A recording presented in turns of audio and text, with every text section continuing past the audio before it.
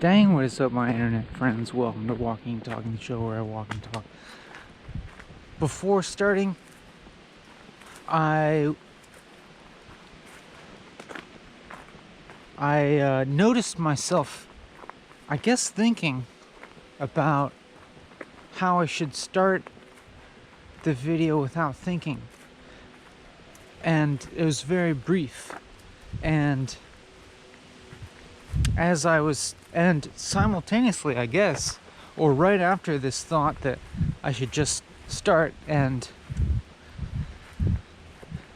just right off the bat without, mentally preparing or anything like that. I thought that, and then I also noticed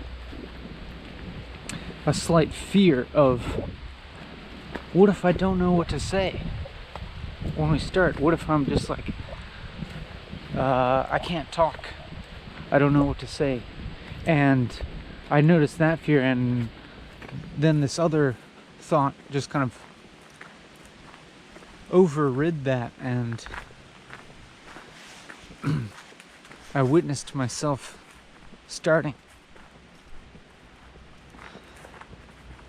turning the camera on, and then I started talking, and I haven't noticed any problem with talking yet. Like, there's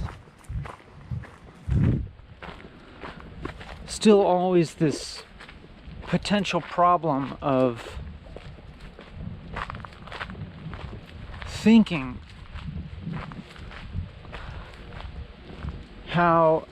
about what I'm doing in this evaluative way that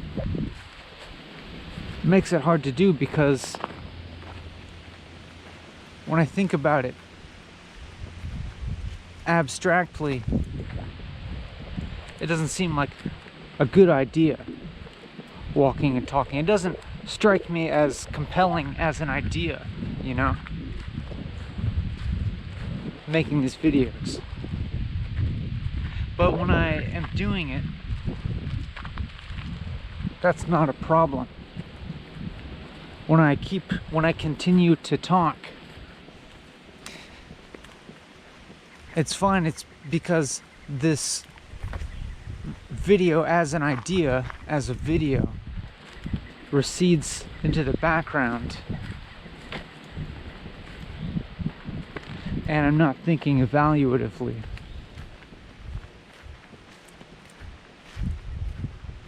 And that's maybe the case here, although sometimes an evaluative thought might appear, but in this case, like, I just noticed one appear, but it didn't appear as real and important.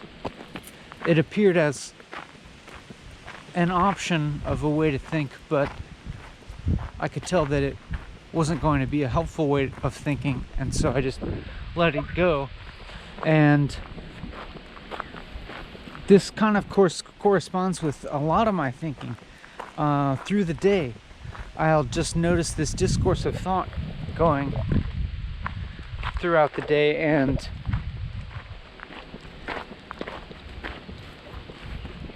so many of the thoughts seem so inconsequential and just so fleeting and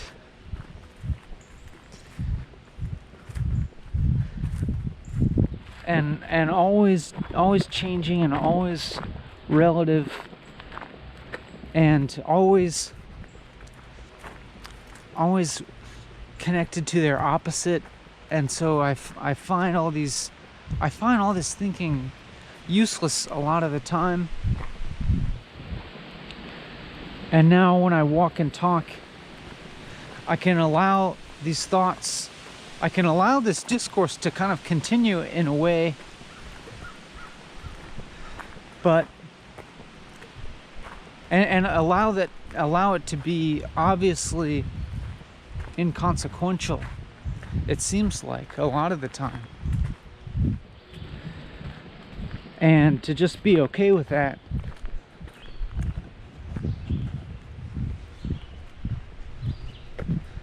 To allow thinking to continue without too much judgment. I mean, I suppose there's a form of judgment or discernment taking place in the manner of thinking that I'm trying to maintain. I think there's a boundary or something. There's some kind of regulation going on. We could say, but at the same time, it also just becomes something that is happening, one could say, by itself, but insofar as me as a person is kind of continues like by myself, if you know what I mean.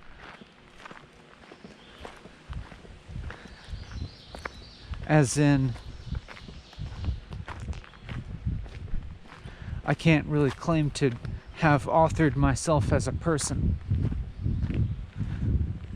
as being an autonomous author of myself apart from the rest of the world, you know.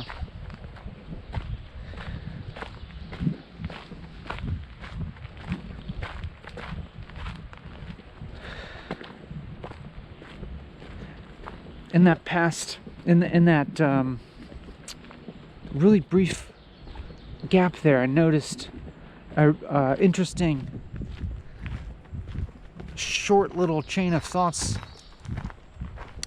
where there was a gap, and I noticed a really brief judgment of what I just said, a judgment of having said something very similar to things that I've said before, of repeating a theme, you could say, and noticing that as being a mildly negative judgment, but then that being immediately followed by a more positive interpretation of what's going on here. Something along the lines of, well, that's completely to be expected, that there's some continuity in the nature of my thoughts between previous walking and talking instances and this one, and so there's no reason to get upset about that. And then that also accompanied by more positive interpretation of, well, you are just here doing this. Well, it's like it's actually, it's good that you're actually here doing this. Or, you know, like your alternative could be sitting at home being distracted into various things and not really observing your thoughts so closely, and then so like that sort of positive interpretation, I also I really quickly didn't feel like that was ultimately true, or that interpretation isn't ultimately positive, or I don't need to cling on to that positive interpretation either, because kind of contained in a positive interpretation would also be its corollary negative opposite, or it would kind of lock me into a dualistic kind of thinking, and so I followed that with that became followed by a more neutral kind of accepting, or a feeling, a thought, an attitude of, I'm just here doing this, neither good or bad. And that neutrality felt like an attitude of being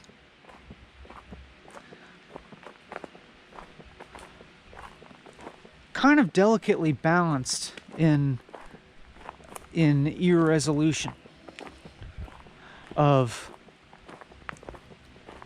not going towards either pole of you're doing a bad job or you're doing something, what you're doing is inadequate, nor feeling proud of what you're doing or assuming that it's an uncomplicated positive thing that you're doing, but just settling. Not exactly settling, but floating in between any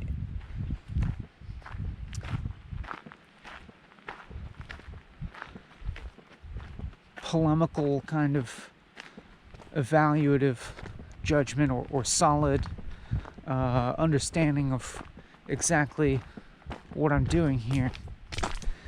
And right now I can look back upon this whole description of a chain of thoughts that occurred in just a time of like a second or two. Just all that happened in like a second or two. And then it took a very long time to describe it, what was happening. And I wonder, and then which just kind of shows me how complex an experience can be observed in the shortest amount of time if you can just observe it. Or maybe it's only that complex in retrospect when we go to describe it verbally. But it was a chain of thoughts connected with some very quickly wavering emotions as well. And so thoughts, at least the types of thoughts that I'm describing here, are at least in part verbal. I'm not sure. Now I'm trying to remember back to those few seconds and trying to think if it's not like I thought all of the words that I spoke in my description of that experience. Certainly not.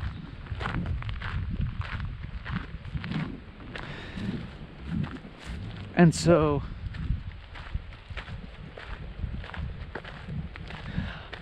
it seemed like those thoughts / emotions, I'm not totally sure where they differentiate in this instance, had a more abstract form to them,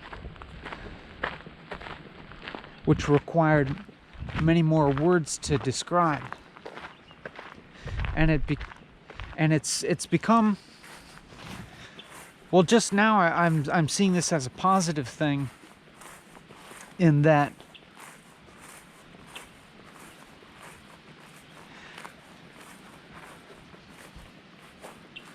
I could say that I'm almost seeing as my goal just to remain talking in a way that's I guess, to put it like kind of poetically non-violent or something, or to be able to think in a way that doesn't feel violent to me, or doesn't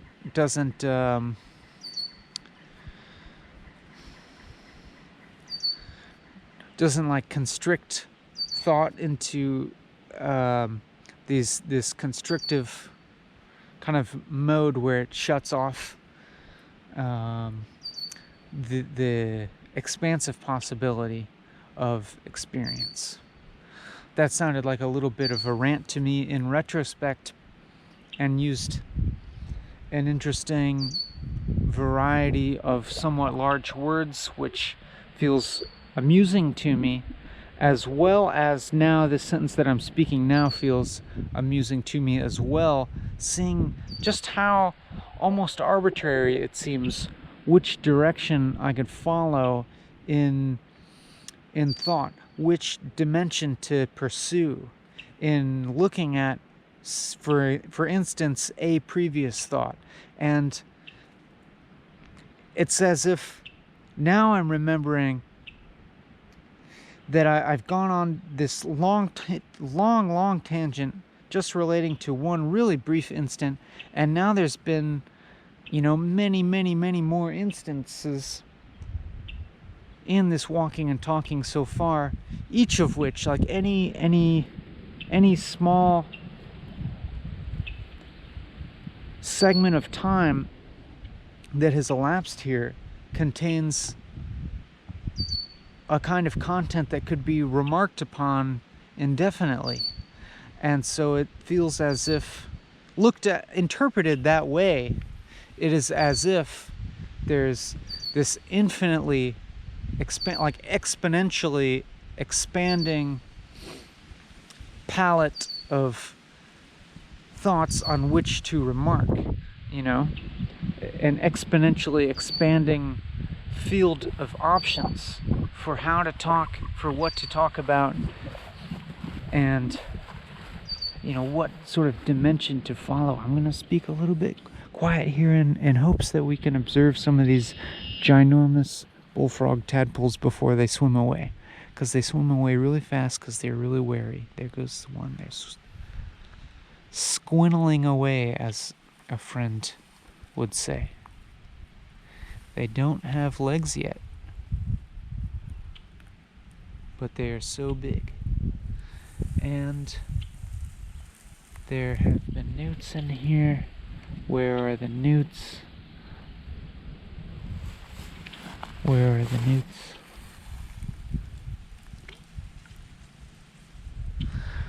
I don't see them right now, but I'm just gonna continue without getting too sidetracked with these things. I can always look at them later.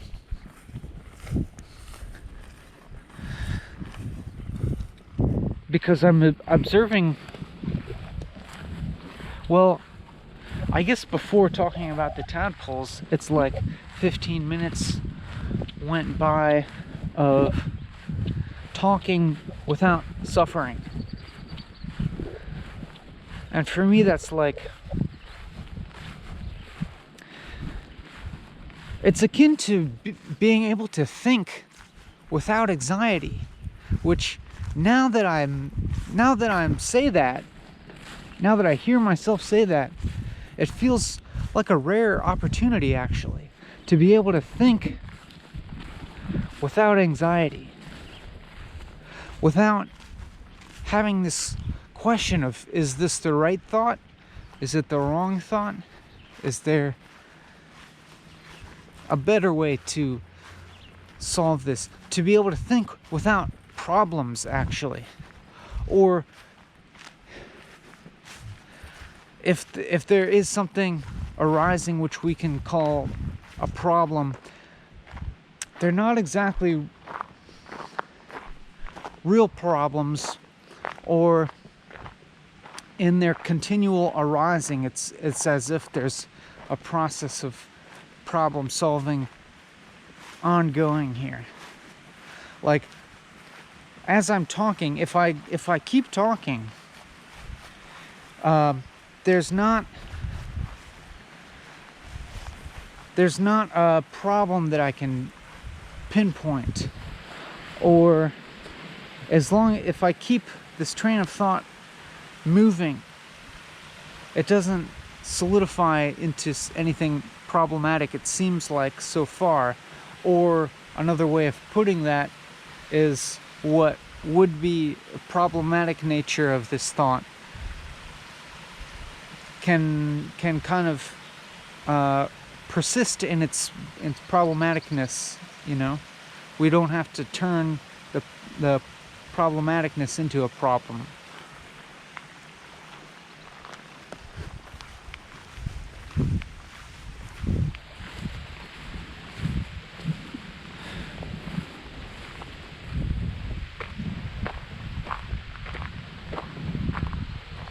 And now there's that brief pause there in which I could feel, well, now retrospectively, I mean, just like a few seconds after this pause, I'm looking back at it, and and perceiving a brief grasping activity. Grasping for a thought, not knowing what to say. And here I am talking, and still, it's not as if I know what to say. I still would say that I don't know what to say, but I'm allowing, I'm speaking nonetheless without making a big deal of anything, it seems like so far. And I like that, I guess I could say. I like this.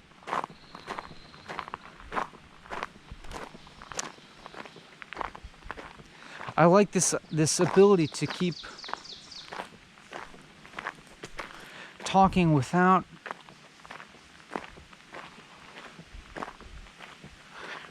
real content. I suppose it does seem like there's not real content here. I'm not talking about anything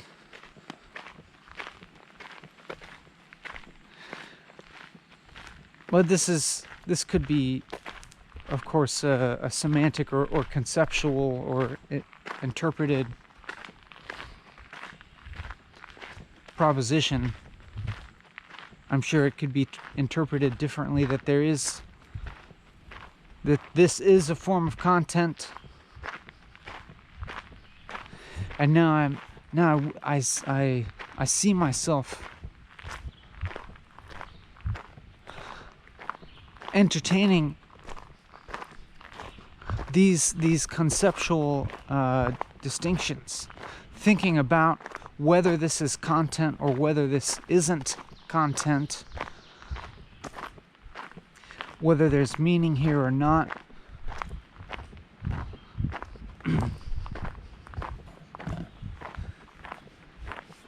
And I'm just observing myself think these things, and I don't perceive this thinking to be consequential, really. It'll be consequential in that it will shape the next thought. It'll become the context from which the next thought leaps off. But each thought's individual arising has a kind of arbitrary nature to it.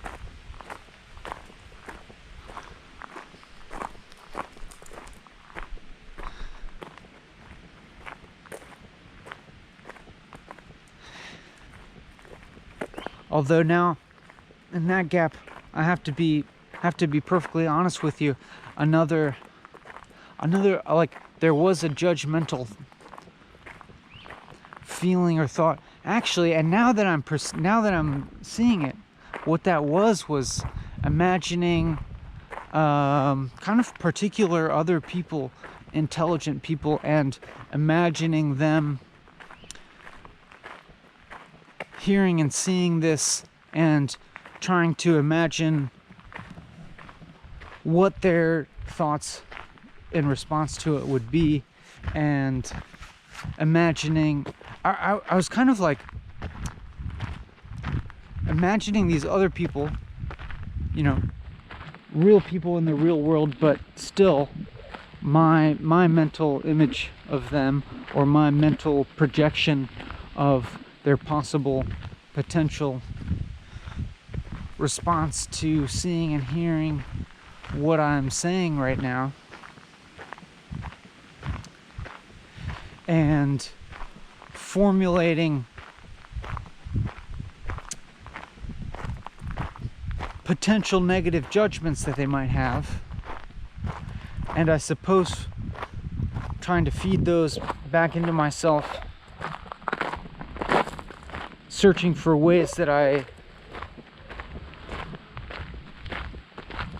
might be able to rise above those potential negative judgments, or to defeat them, or to accommodate them, or rebut them, or show them to be false, or take them into account and somehow adjust what I'm doing and saying.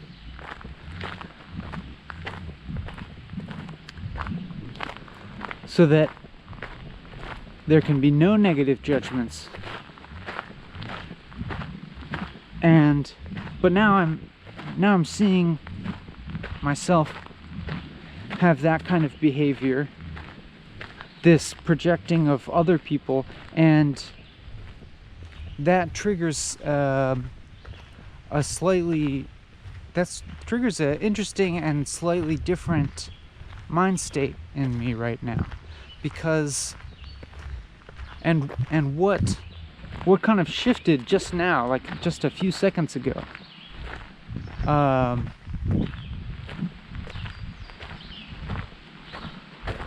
I guess I would call it a more immediate awareness of just this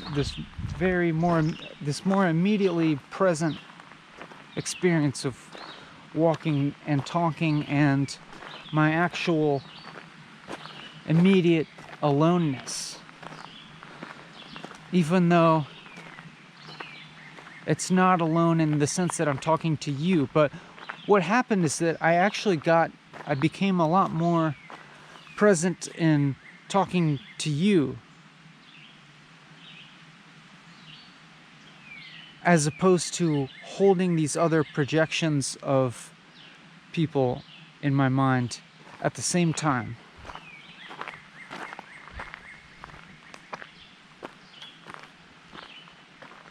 But then just now, as I said that, it came back, and I thought about these possible judgments of what I was saying even just then.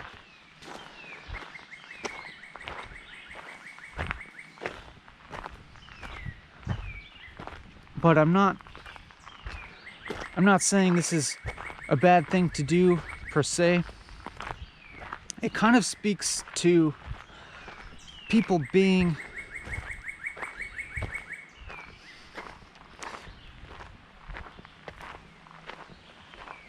getting to know somebody, whether directly or indirectly, and thinking, what would they think about this? What would they say, even? And in some way, by holding mental models of each other within our own minds,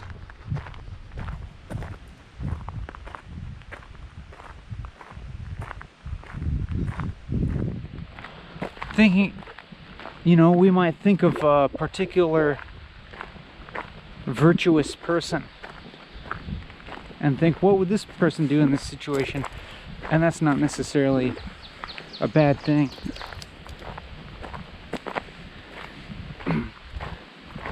Now the way I'm talking seems slightly more abstract, you could say.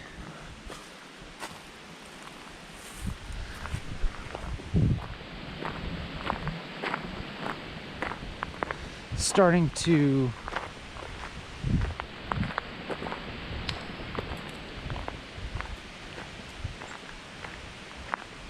what's the word?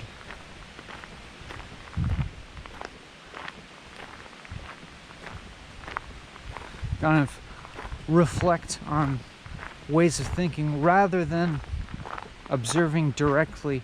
I mean, it's coming off of, it's these little more abstract avenues branch off of more immediate observation of my experience.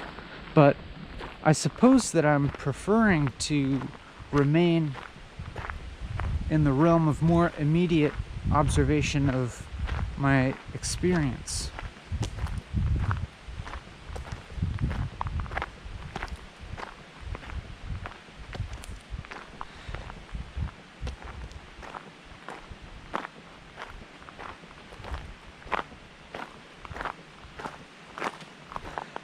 And it just seems so, it seems overwhelming to me a little bit, almost, at the moment. I mean, that's hyperbole. Let's just say that just now I felt struck by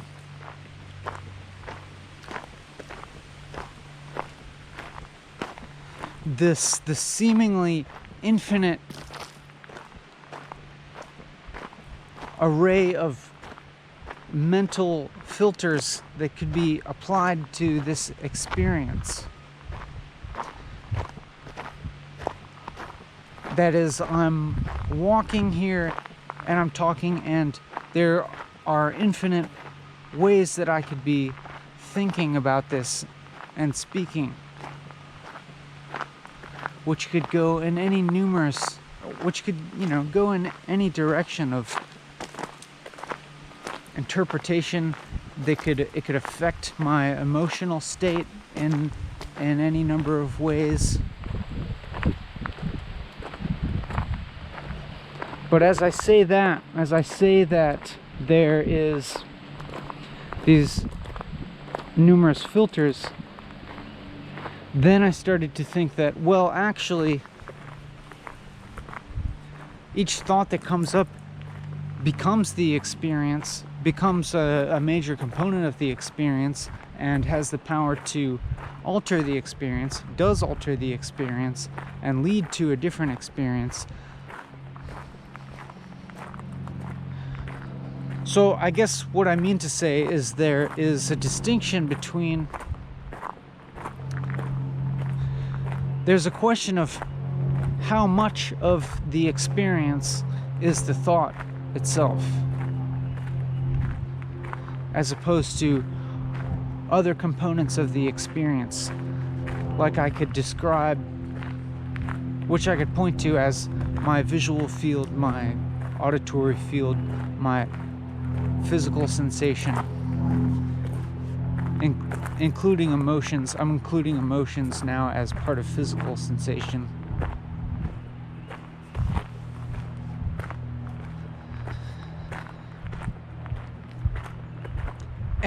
But now I'm questioning how much of that is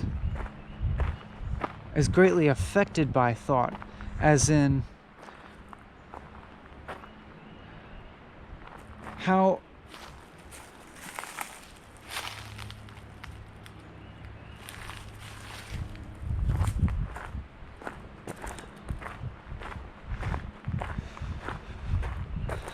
I mean, the mind is actively doing things to all the sensory input on many levels.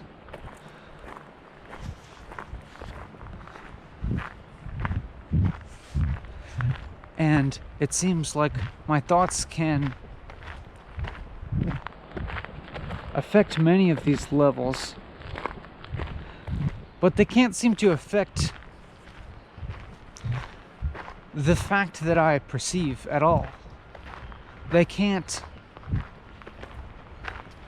My thoughts alone can't turn on or off the mechanism of perception, and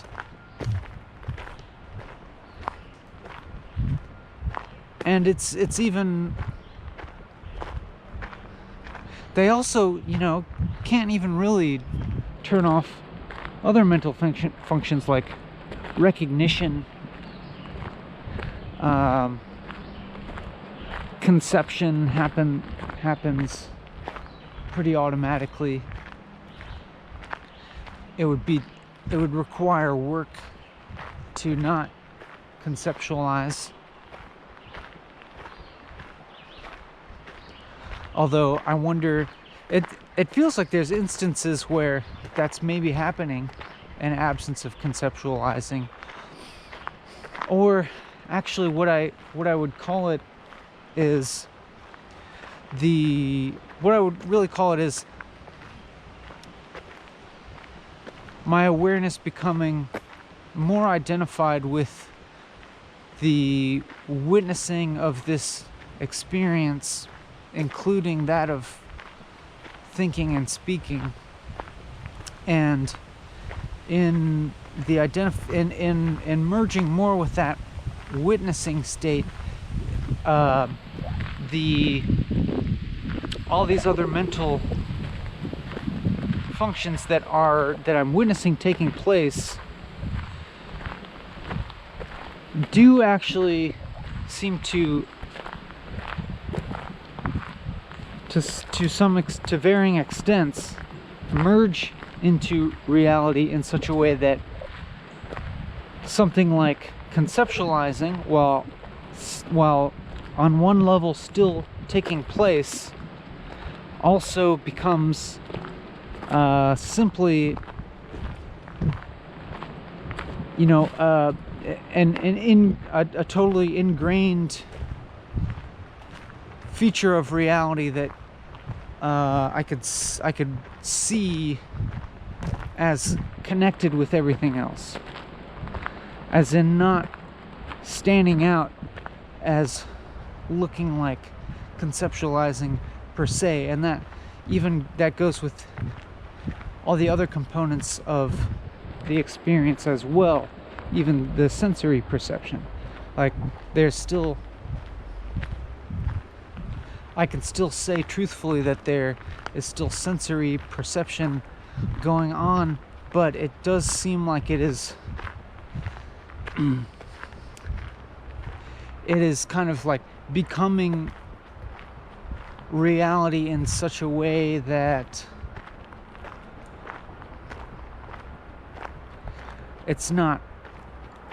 I'm not experiencing it now as separate from reality.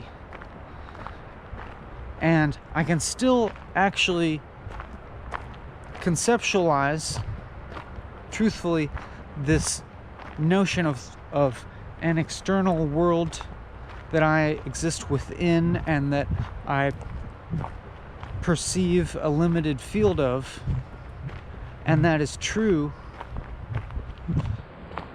on a certain level.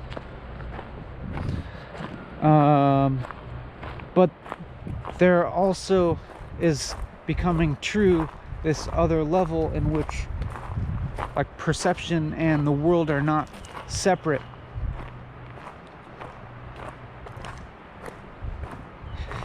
And if I can maintain a kind of balance, I guess I could put it, it feels as if I can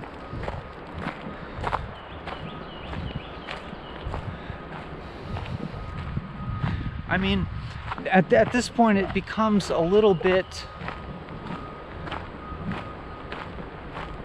awkward to use these types of pronouns like I,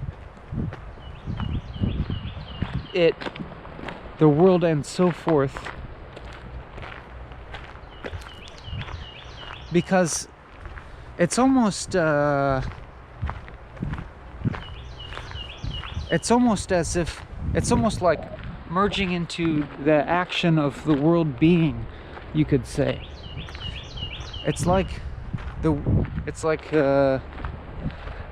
And in that way it almost feels like a non-action, or a non-agency, or something like that.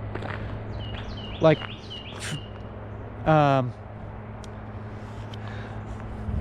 this there's a verbal quality to what is happening, and of course I'm continuing to use verbs. I'm continuing to speak verbs and saying happening as some sort of descriptor of reality right now. And interestingly enough, saying the words right now as a descriptor of something And so verbal, verbness seems appropriate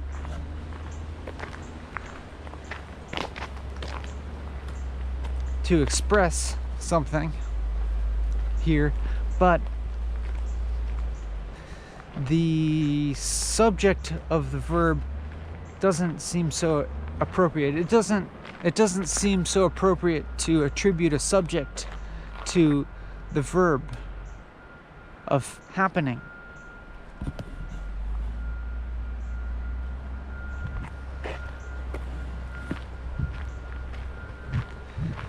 Whether that subject be me or the world. So neither a verb nor an object of the verb seems totally appropriate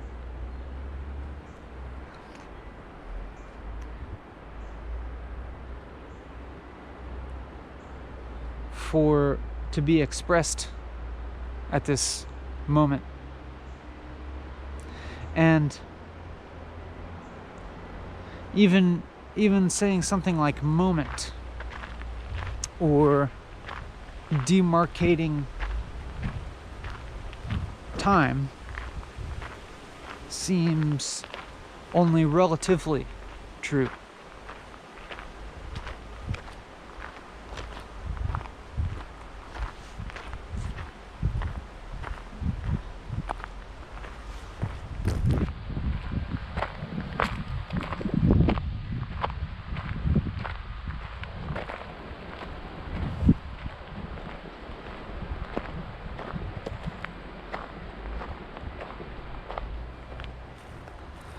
I feel so like I can't finish that thought. But anyways, just as an aside, check here. This is like a temporary circle A graffiti that you can carry around, and you can just like place it wherever you want, and just kind of like make it appear as if you've defaced whatever you place it on. You know, like, look, I put a circle A on this strange gray building, but then you can just take it around with you and temporarily appear to deface whatever you want, and then you take it away.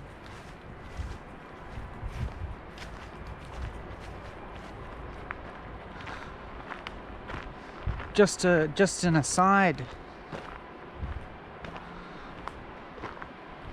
And asides like that, it's as if when I walk and talk here, I feel aimed at something impossible. I feel directed towards an impossibility. And what I can actually express is like something that like solidifies or like encrusts around the perimeter of that impossibility. Or if the impossibility is up high and I'm pointed at up high, then what becomes expressed are little things that precipitate out of what's on high.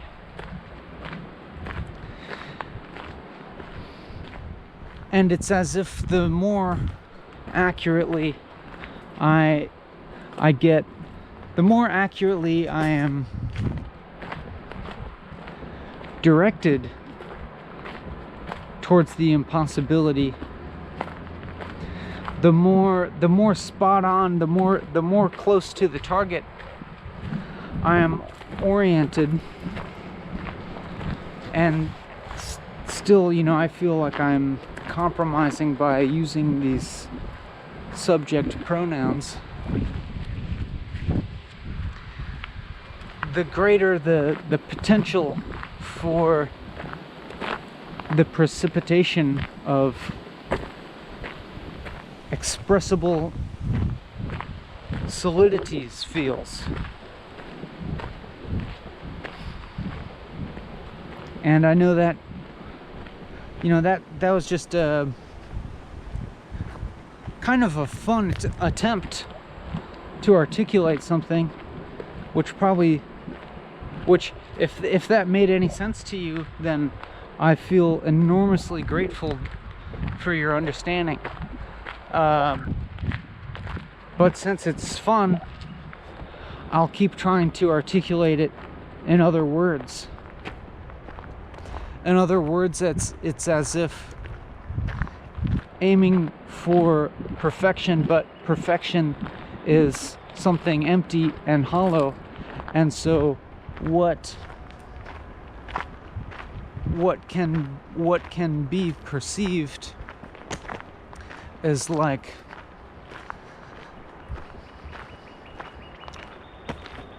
only the edges of that emptiness, only the sort of perimeter of that perfection.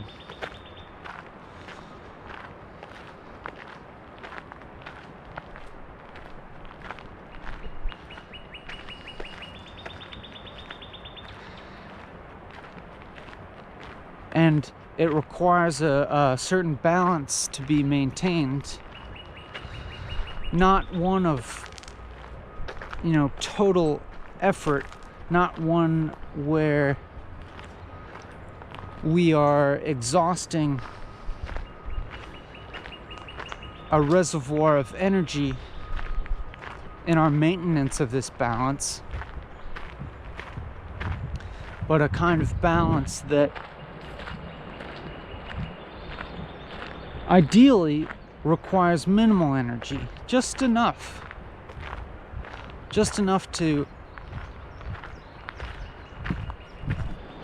not be solidifying in any of the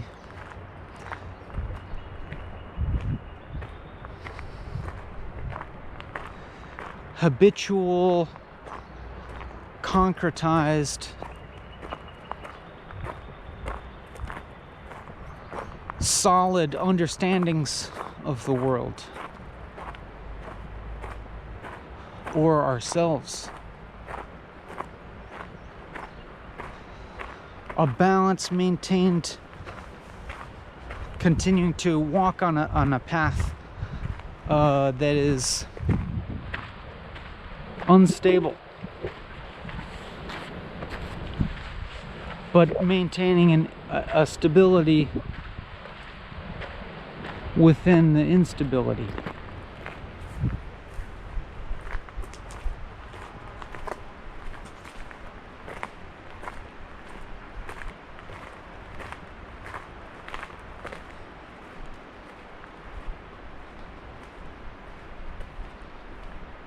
In which we don't have to fight against anything.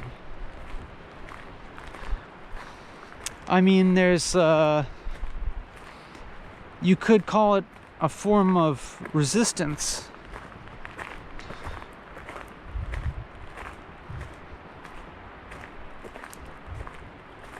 Just a resistance towards a resistance of the more limited understanding of reality, and an adherence towards the most unlimited understanding of reality that we have access to.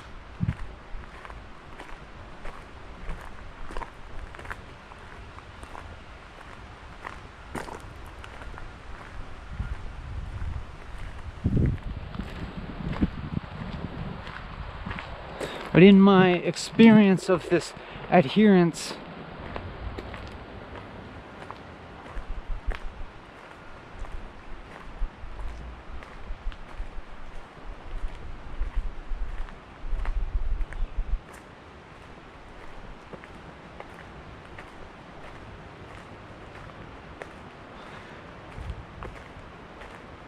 force doesn't work to adhere to it.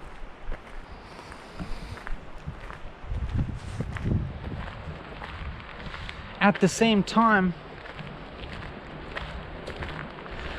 these concretized understandings,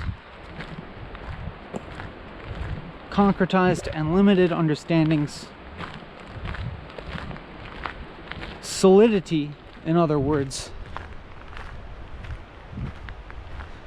they have their own kind of magnetism to them, in that they have their own life drive, you could say. They have their own desire to perpetuate themselves. Think of a faulty idea. Think of a faulty ideology. The ideology itself has its own life drive. It treated as a creature, it seems to have its own desire to live, to perpetuate, to proliferate. And they consume consciousness in a way.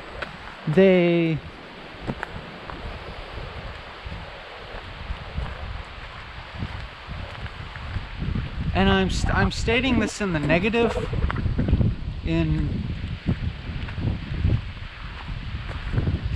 I'm stating this, I'm framing this in a way that appears as if this ideologies, concretized, solidified types of thought are inferior to a pure kind of consciousness. Well, in fact, that's not true. I'm talking about it on a certain relative level in which that seems to be an apt description.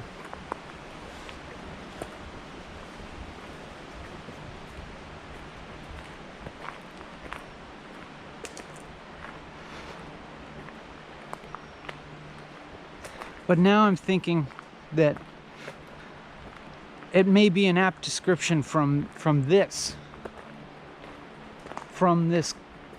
consciousness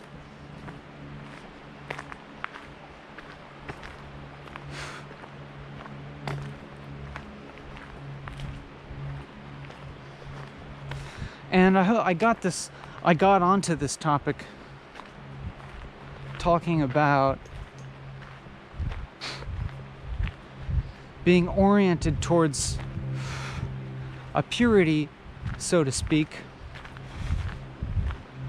but a balance of mind might be a better way to put it than purity. A balance of mind walking on a path towards truth, which is equal to emptiness. And the balance is required because there are all these side paths that can kind of dead end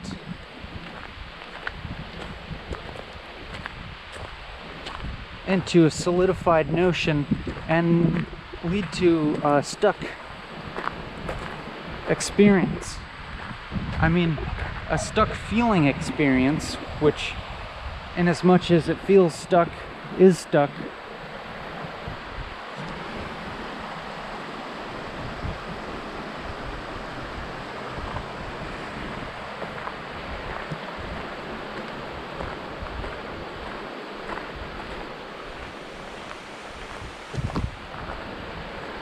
But moreover, the truth is that everything that I say, all the words,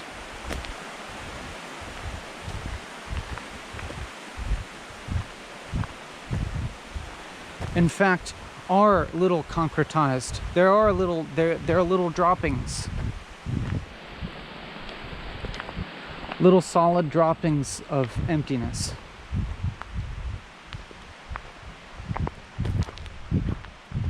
Because of course the emptiness is a kind of, it's not something that can be grasped this way. It's not something that can be attained in the usual sense of the word, because it has more verbiness than nouniness. And so as verbiness happens,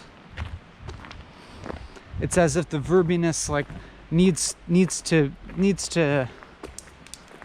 eat and poop out a string of nouns all the time. It's like metabolizing solidity. Like the verb nature of emptiness, which you can swap out the word emptiness for perfection or truth or a number of things.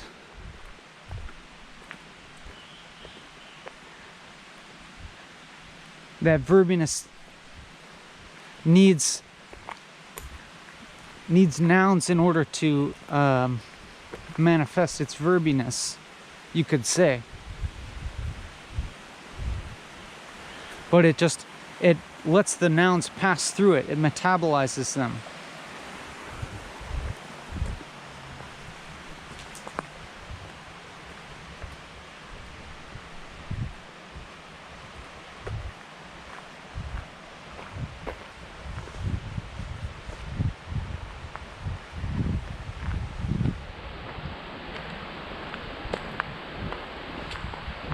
Like are we like the water in the river?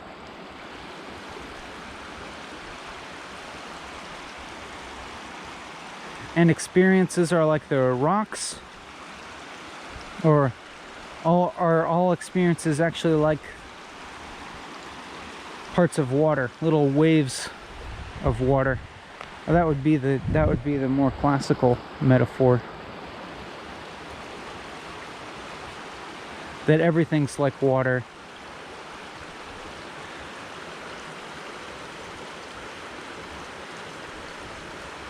And like, well, we perceive a ripple as a thing. I can point to that ripple and describe it. What it's actually made of is always changing, because it's never the same water. But I feel like I'm cheating by using this metaphor. It feels like resting, you know? It feels but that's interesting that I say that, because I was standing still physically while I was talking about that metaphor, one that is common place, and having the mental feeling, the mental experience of resting on that metaphor.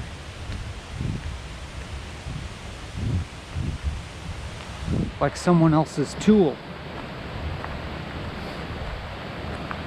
But then starting to walk again and to talk again and to feel,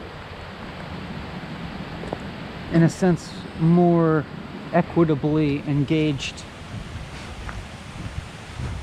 in the discourse of emptiness / truth.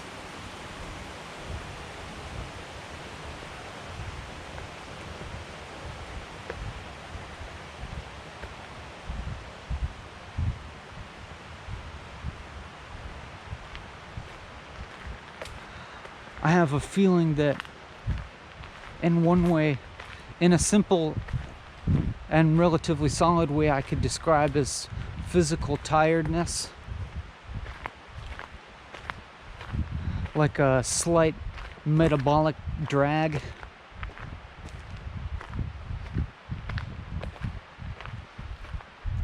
But I also, on a certain level, I'm not minding it at all,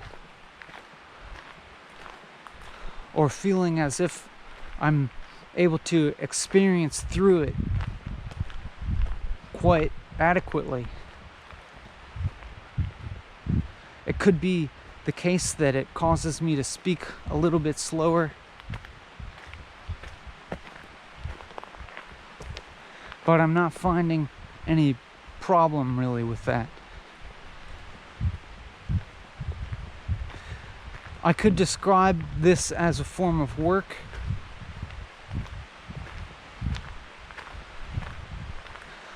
Like a constant kind of some form of poise being maintained that requires a kind of effort. But within that, there's a kind of peace. There's a peace that shows through, at least in my experience, there's a peace that I experience through what I am now provisionally describing as work or effort.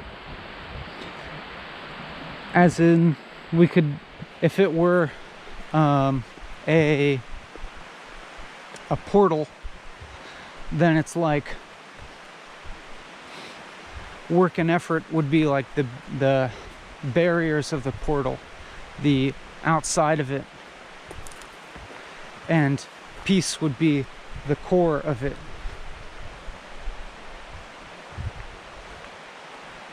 And it's like it seems as if the peace lends the real structural stability, or it could be said the other way around, really.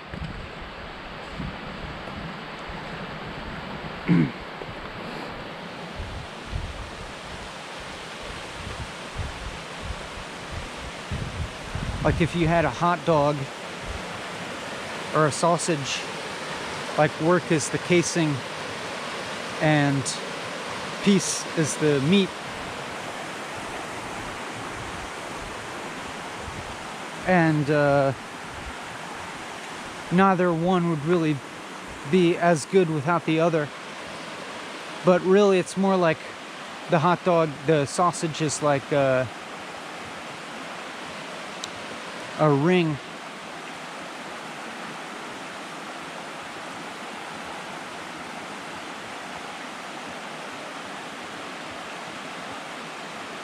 Or the hot dog is a connection between two vast fields of meat that are actually always were connected, but the hot dog is one just particular linkage in them, and the work, the effort, is the external casing between all these connections. It's probably a convoluted metaphor. I need to drink some water.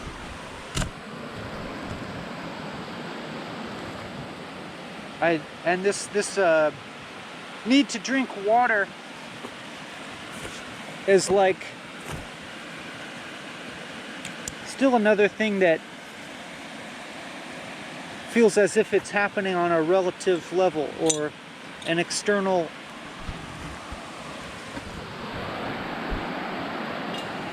level to the most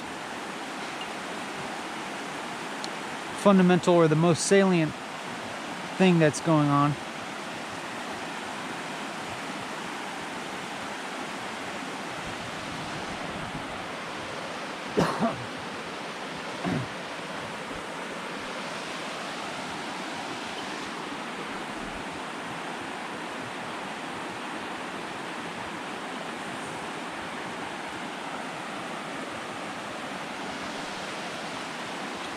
And I wonder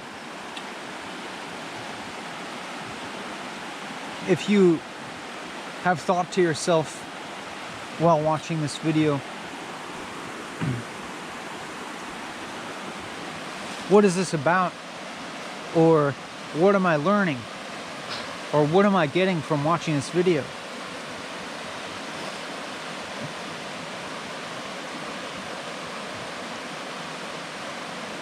Even though you can experience this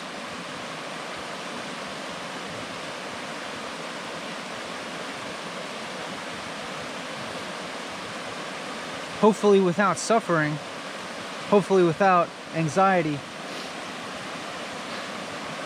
you can, even though you can understand to some extent what I'm saying,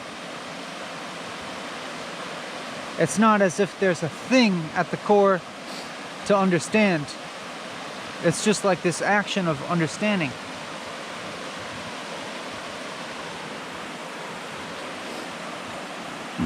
Without object, it seems.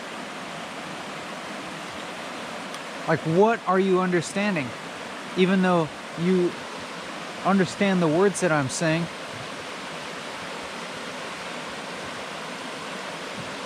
you understand what I'm saying.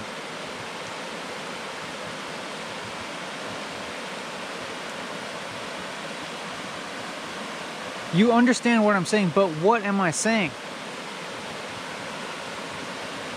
I mean, what really am I saying?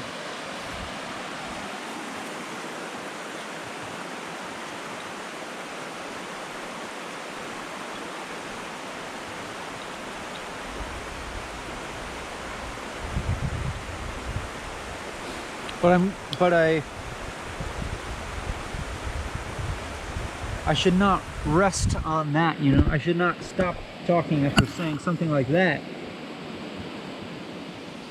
Because it almost seems like a kind of challenge or something.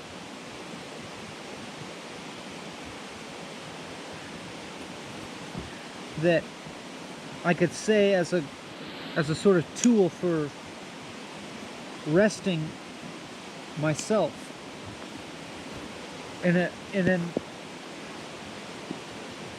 inequitable way. Is it inequitable or unequitable?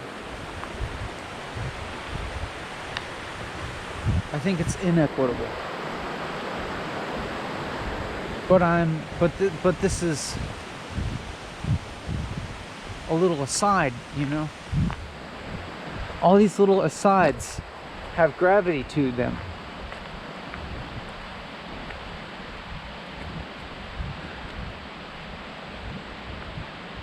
And they kind of, it's as if they want to siphon off some of the potential energy.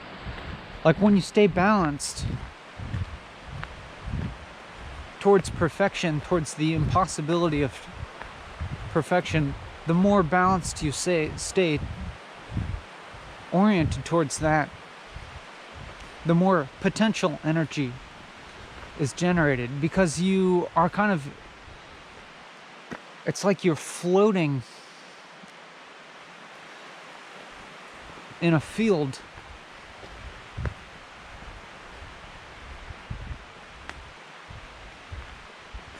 without expending energy.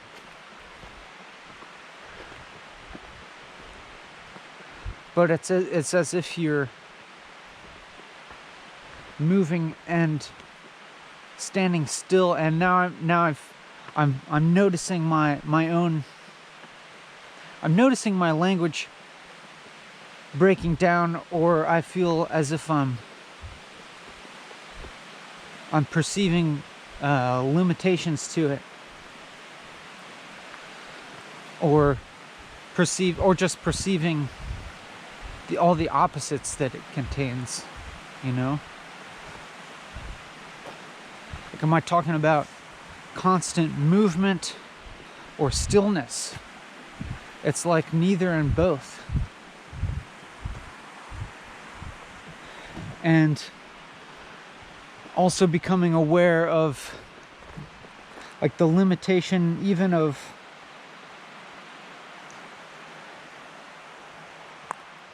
positing a dichotomy between emptiness and form, or perfection and imperfection, or the impossibly receding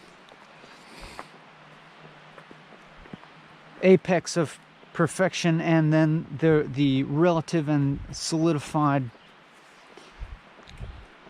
experiences of reality.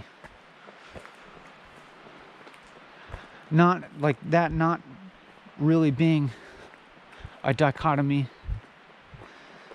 but it's like, it's as if every form of thought has its opposite.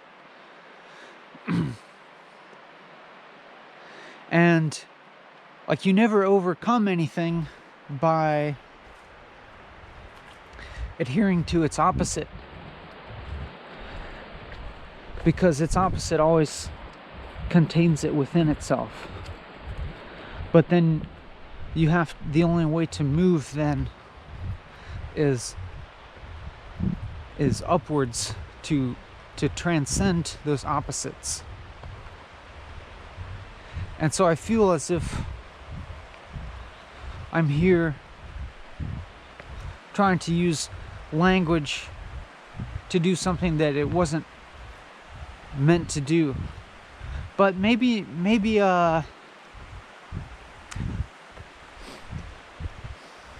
but of course, contrary to that, to me this feels like the best use of language. For me, it seems like the best thing to do with it, this language, even if it always is short of perfection.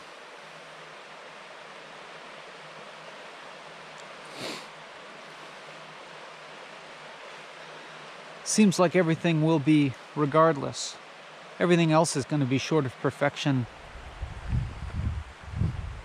anyways, and of course is perfect in that sense. But I don't want to start to be, too clever with these paradoxes without truthfully feeling them, without really arriving at their truth. It would seem. But it's okay, really, because it's okay for me to recognize that every single thing that I say is never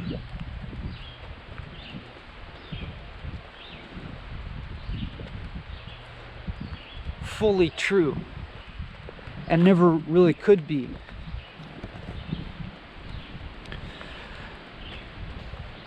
And so I suppose this is part of the reason to talk for a long period, to set out a period of time in which I wouldn't otherwise be motivated to talk this continuously.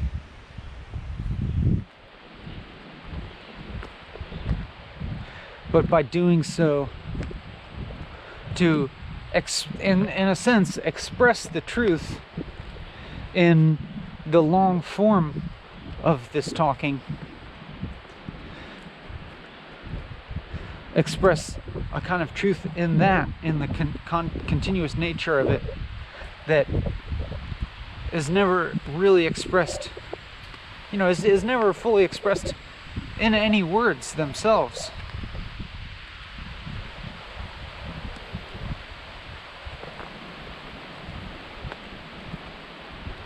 And so now this question comes to me of, is this really about what I say, or is it not? Well, it's yes and no. It's not about what I say exactly, because as time goes on, it becomes increasingly undeniable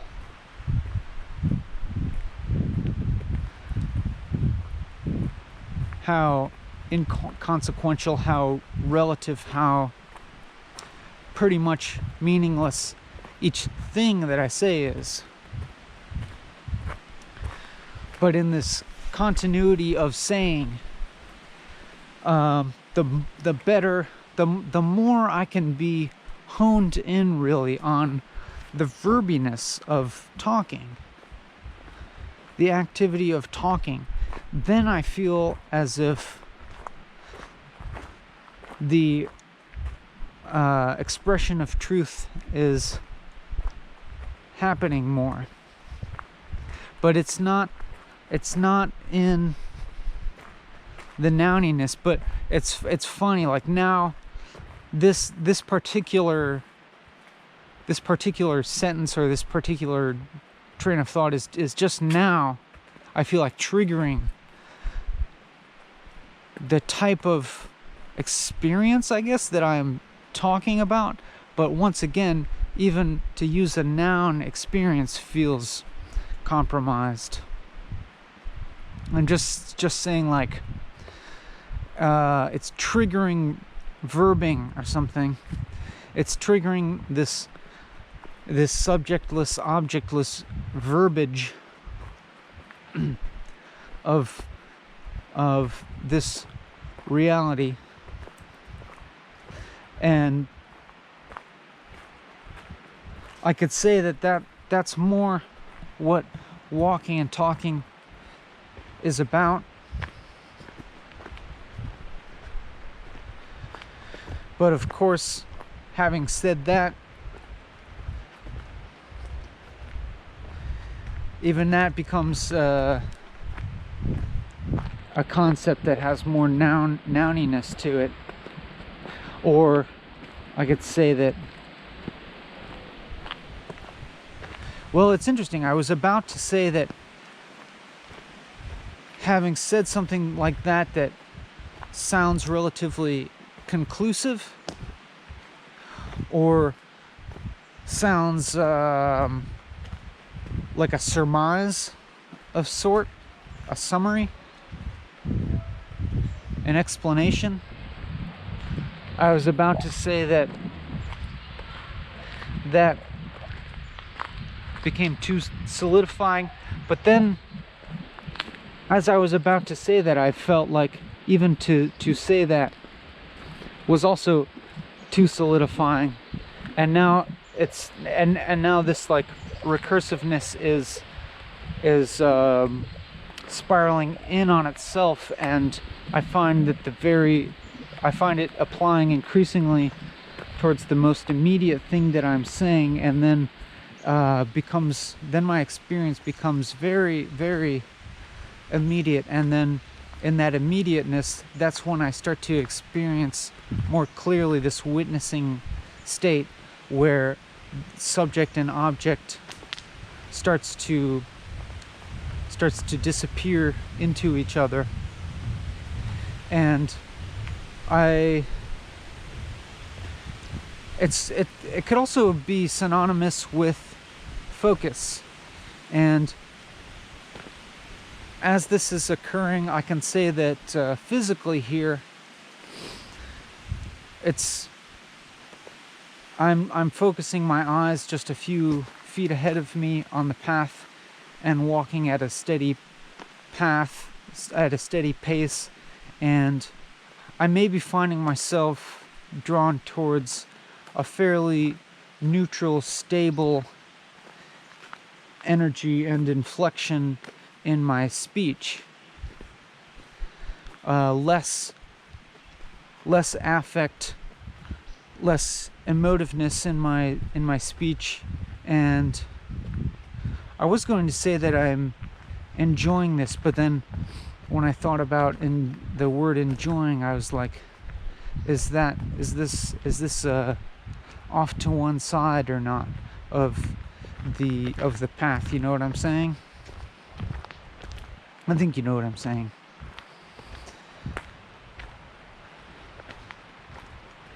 But then came this pause, and it seemed as if what I was saying came to a period, came to a rest, a break or so kind of by itself, but now that I'm speaking again, I feel fully accepting of that, and now that period and or rest, so to speak, is in the past, but it's still present in the fact that I'm talking about it, which is kind of indicative of the way memory functions. Hello. Hi.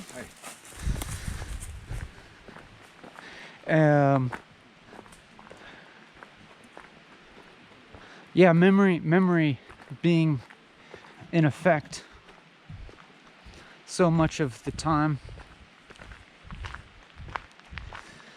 And I guess now interestingly, it seems as if I'm reaching towards a form of presence. Hey, how you doing? Pretty good. How are you? What are you looking for? Oh, it's just a camera on a stick. Oh, okay. I'm just like talking to myself and talking to the internet. Oh, okay. I thought maybe there was like you were searching for something. Always searching for nothing. Searching for something. Searching for nothing.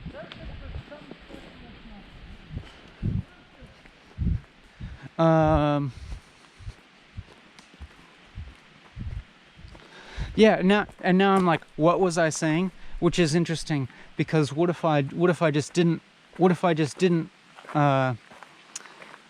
perceive anything as an interruption, you know? It's not an interruption if I don't need to return to something, if I don't need to have memory. And that sort of attitude has an interesting implication for life as well, I think.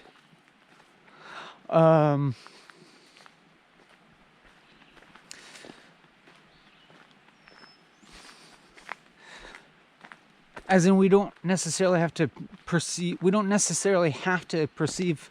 something as an interruption or a distraction if we're not attached to the thing that it's. Well, you know, I'm this is pointless. It's like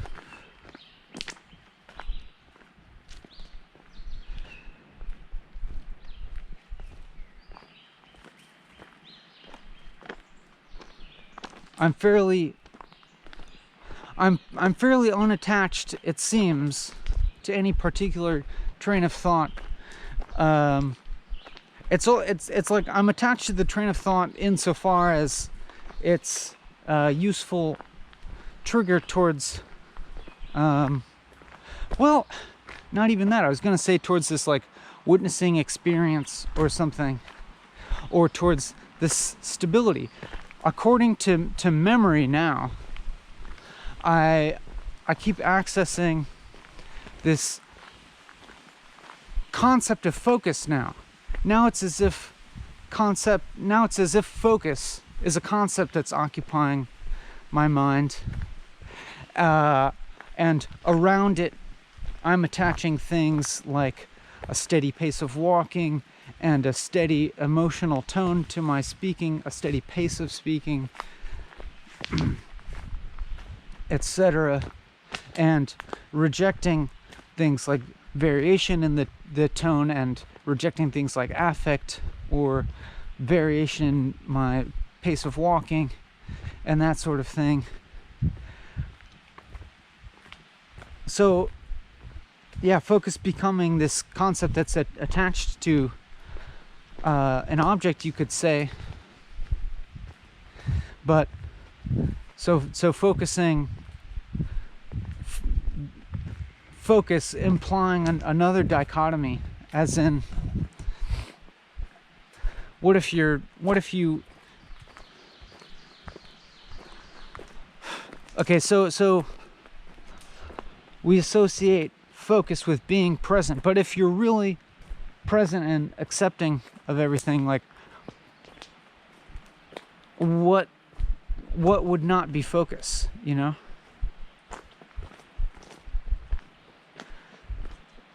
Like how could you not be focused? There's a relativity to it. If you're going to talk about being focused, then you have to have a object of that focus to imply that there's something else that would mean not being focused on. There has to be parameters of focus if you're going to posit it as such. But it's funny, I keep also being like, what I keep wanting to say things like, but what I'm saying is totally pointless, as if it ever had a point.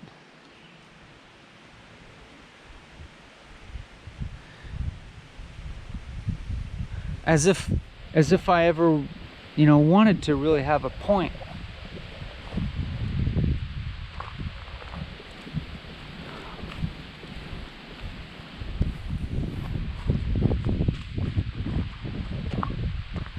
It's just keep talking. And I guess what I'm saying is very applicable to the activity that I'm doing.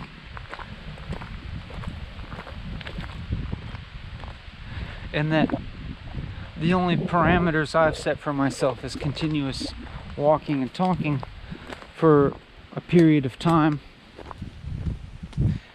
And so I suppose within that, one could say I'm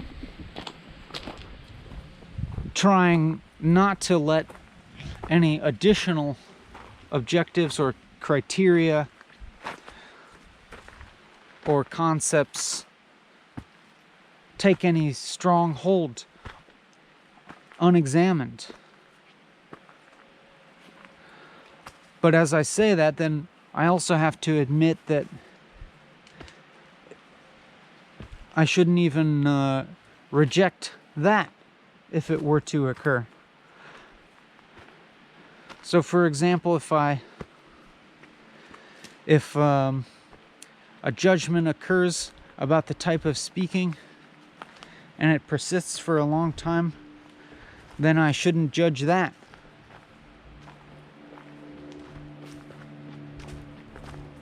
And even what I'm saying now is a judgment, and this feels like a recursive cycle that could continue endlessly.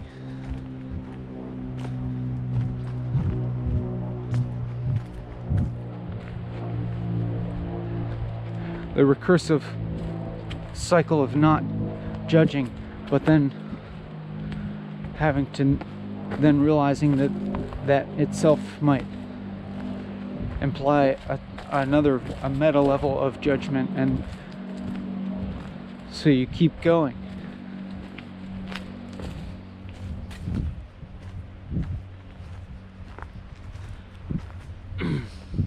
And in this, and then I just had an interesting form of judgment of this walking and talking episode where I was like, interesting, I don't feel blissed out or like happy in the normal sense of it, nor do I feel distressed or anxious really.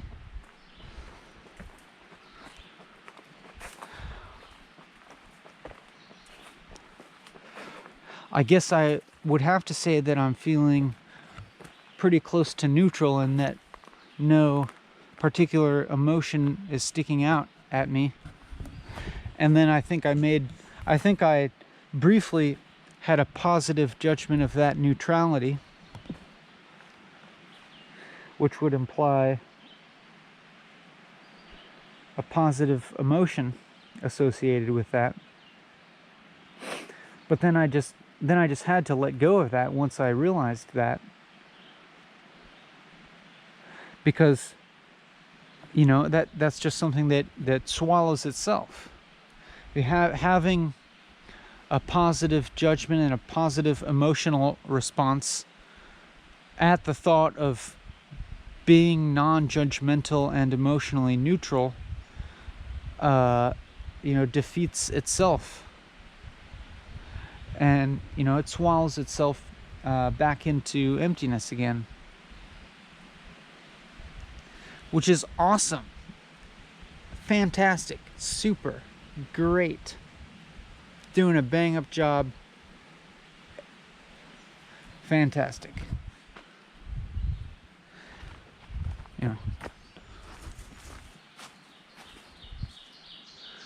Just a little paradox humor for you there.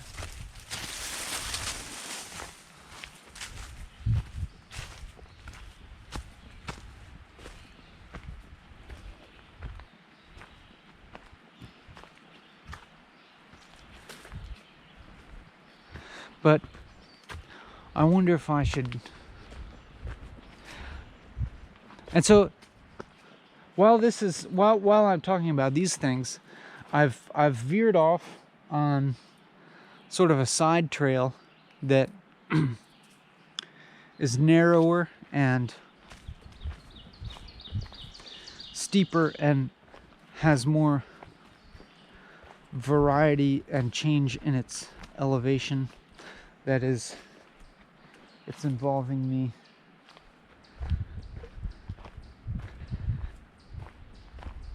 what's the word? Inclining and declining, going up and down.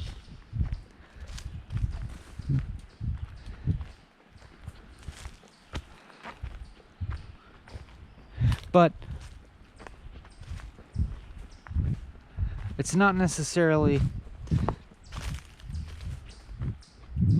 affecting it may I'm trying to perceive now if my thought process is more fragmented than it was before, and when I'm thinking back into recent memory, I'm like, my mental and emotional process was more variable than it was at other times, and that I was involved in sort of the swirl and eddy, or actually like a series of eddies of recursive thoughts kind of swallowing their own tails and dispersing back into emptiness. And so however much I want to interpret that as fragmentation seems optional. And now thinking about things in a larger scheme, actually, on a larger scale, it's as if I was comparing, what I'll provisionally call fragmentation, that is going off onto various little recursive kind of concepts that eat themselves. The example being non-judgment, and non-judgment itself entailing a judgment, and then so needing to defeat itself. So I was comparing that process subconsciously maybe to some other concept that I've built based on memory of being clearer, or being more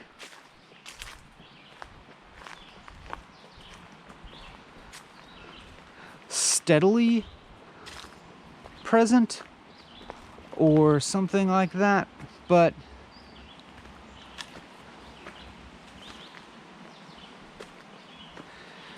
now I feel as if like making a distinction between those two modes of thinking is limited now, or not necessary, or as if I was holding them to be opposites in my mind. And now from the current perspective, it seems as if I'm uniting those opposites. That is, going off in these swirling eddies of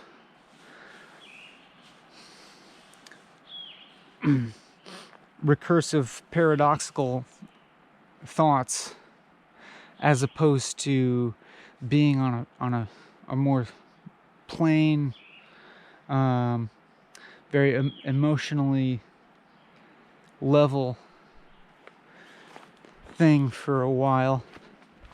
And I think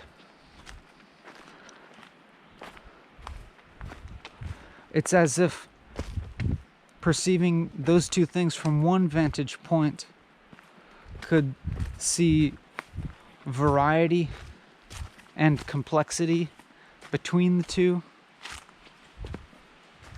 From another vantage point, they could be seen as more unified and merely a textural component of a more overarching variety of experience. So, for example, within let's say, for example, within a work day or something, you have some emotional ups and downs, and from one perspective you perceive these ups and downs as being opposite each other, and accordingly, of course, you would do what's in your power to try and adhere to the up part, and in order to diminish the down part.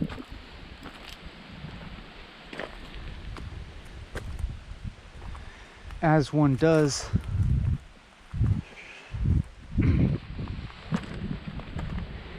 Well, like maybe at the end of the day, you're looking back at your day and seeing all the ups and downs in retrospect, and like that was pretty neutral day or something like that on the whole.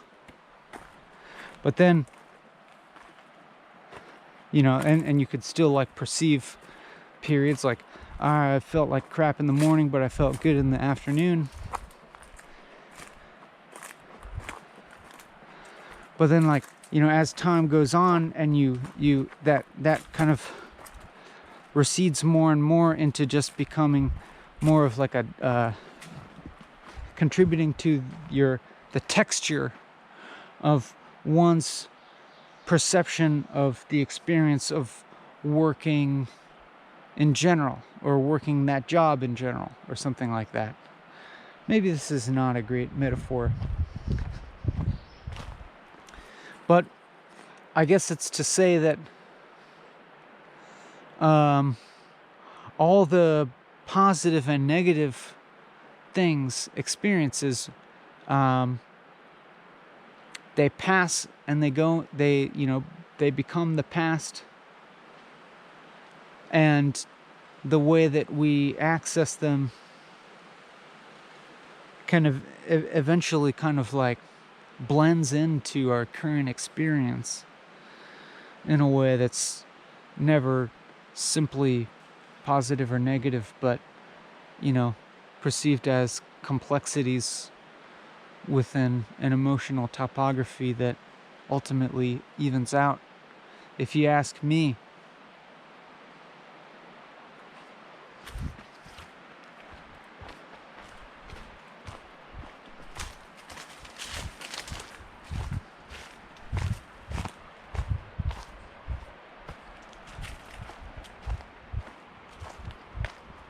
And again, in this like brief pause just now, I thought a number of things about what to say, and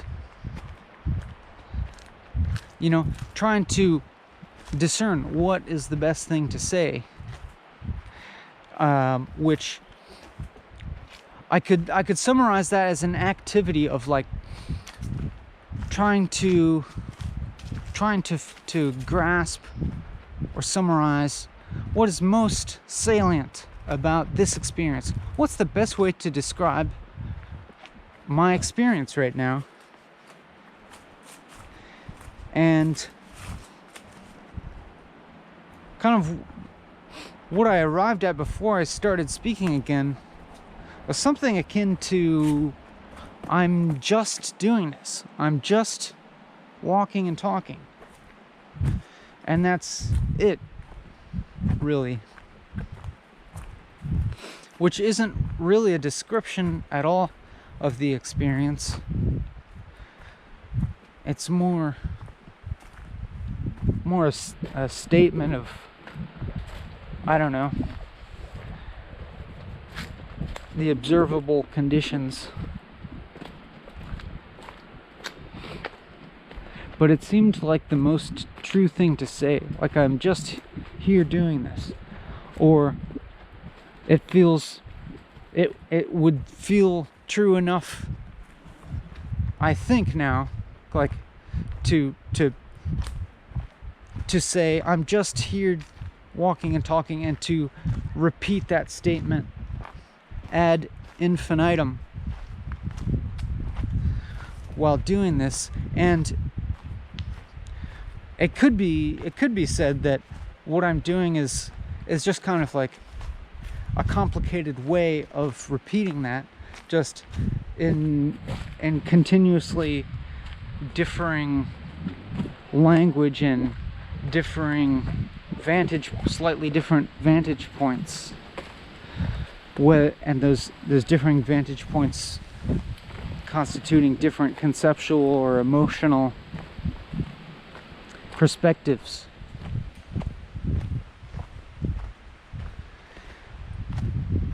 But essentially, I don't feel really as if I've said anything significantly different than that I'm here walking and talking. But maybe that's not true,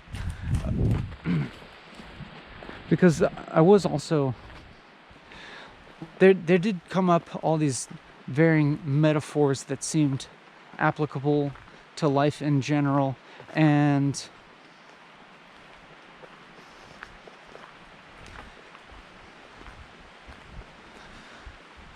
I said and then there was this, and then I said and then I thought about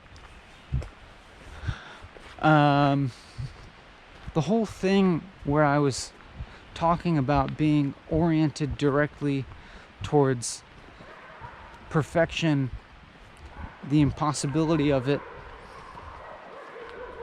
and all the various metaphorical ways of talking about that, and the more solidified concepts, verbal concepts that precipitate out of that effort. And as I thought about that, it seemed like something different than what was then now. Remember back when then was now?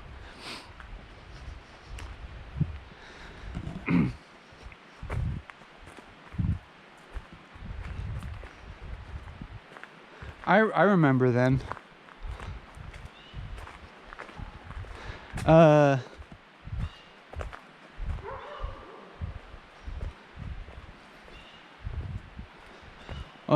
that seemed to take me for a loop, saying that. Now what was I saying? It's funny. Now I'm grasping towards a memory for continuity of something. But yeah, when I remembered talking about that,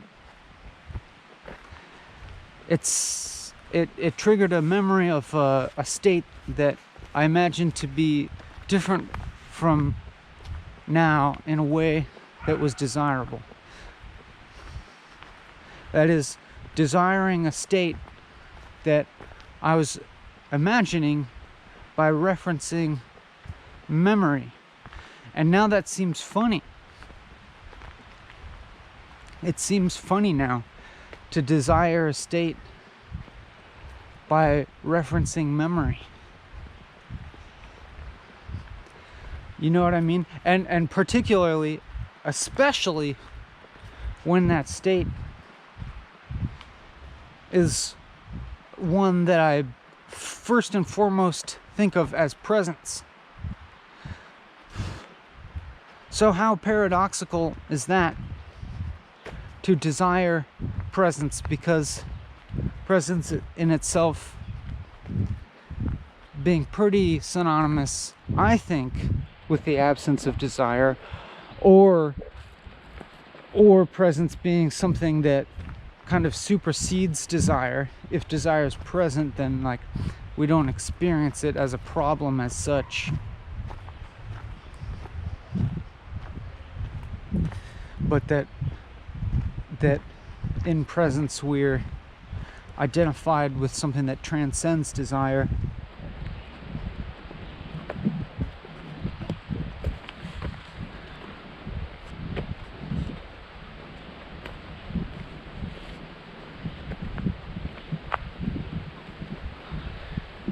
And so, yeah, there was this act of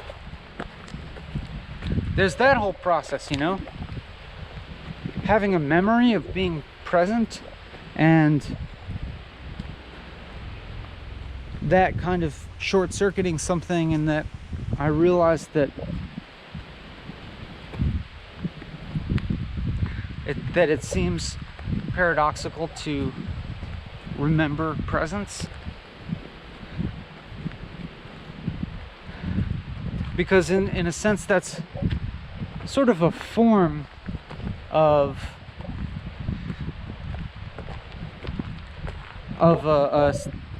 the solidification, grasping at a noun that fell off of the verb,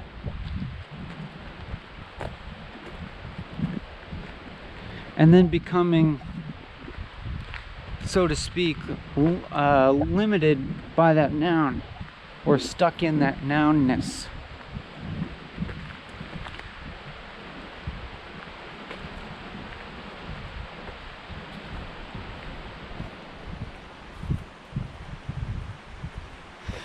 Reaching towards a noun that perhaps on some level we know fell off the verb, as the verb metabolizes reality.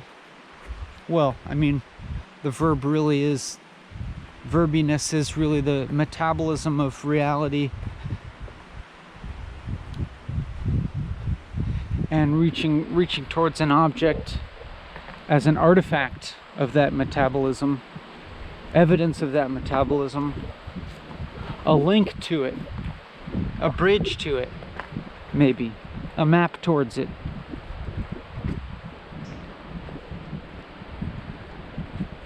But then once you're holding that object of thought, you know, necessarily recognizing it to be just that, and in that way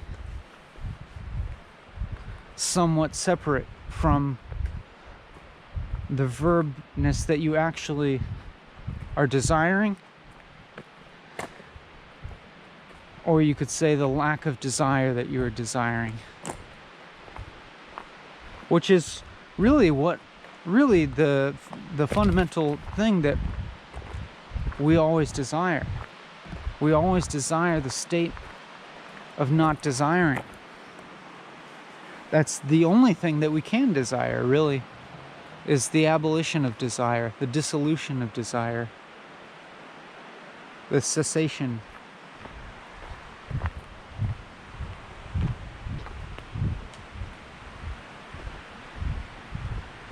I mean, think about it, even if associated with any object.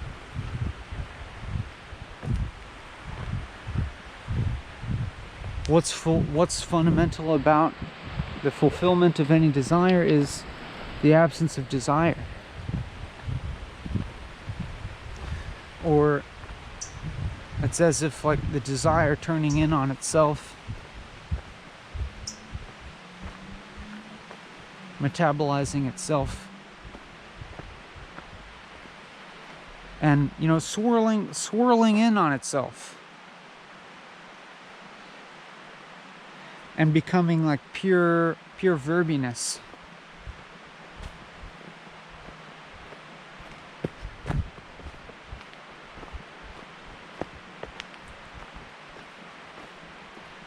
And for a moment there, I was momentarily tempted to say that, the ultimate end of desire will happen at death. And so, could it be said somehow that what we ultimately desire is none other than death? But then I was like, no.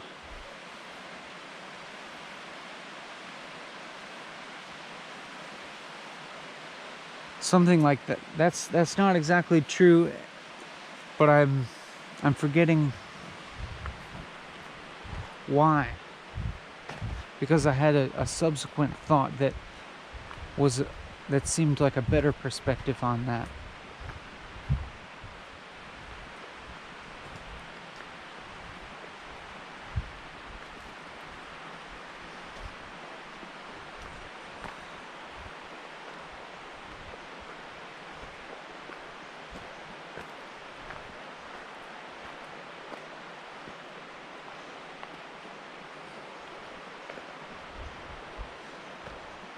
And then again, I face this decision sometimes of trying to hold on to a train of thought and keep elaborating on it, or to let it change more, to keep a train of thought simple, or to keep it to make the continuity of it more apparent, or to ease the activity of holding onto a train of thought by allowing it to shift, or to ease the effort of thinking by allowing it to shift towards different objects.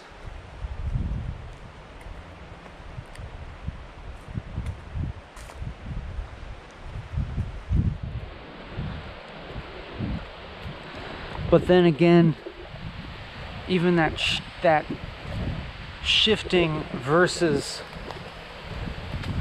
continuity is another pair of opposites that I'm positing that is not necessarily so. Because how one conceives continuity versus discontinuity, or how one perceives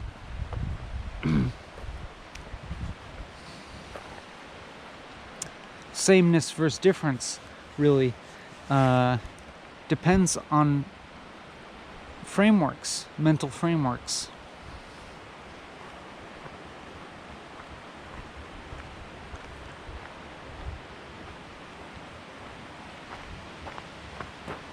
I gotta drink more water. And I'm trying to stay on something while I drink this water, this could be perceived as a change in my activity, because I'm not walking right now, and I'm taking my backpack off, and I'm drinking this water.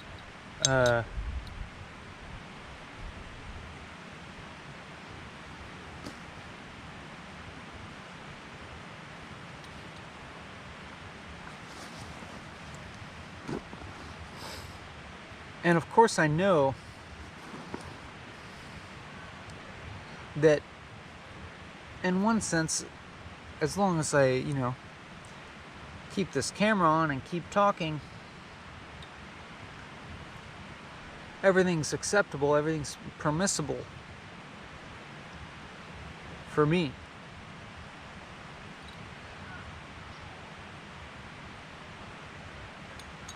But then, of course, within that, all kinds of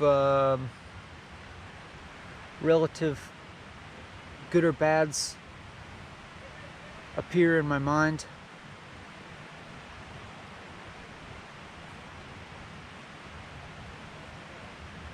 And of course, ultimately, those are accepted as well.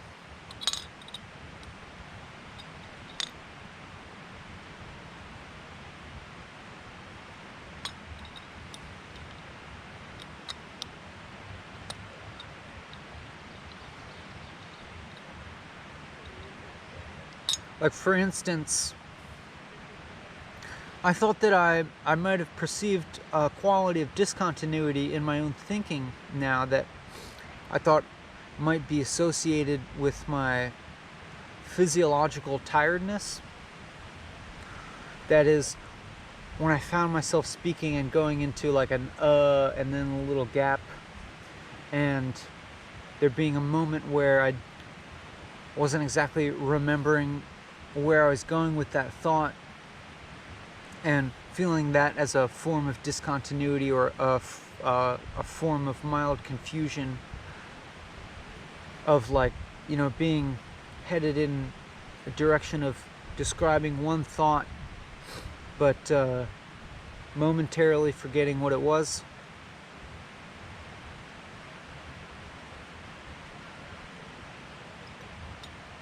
But at the same time then being able to clearly describe that whole process, seemingly. And it's like, right now there's no concern, there's nothing lost.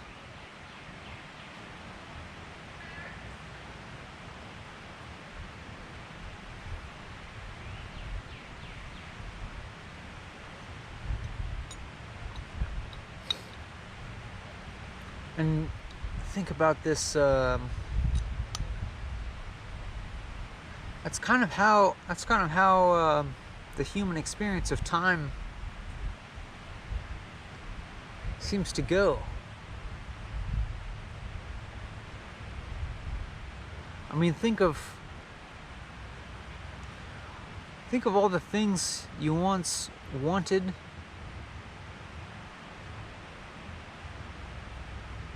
Think of all the things you've ever wanted, or all the things you thought you would do, or all the ideas you had.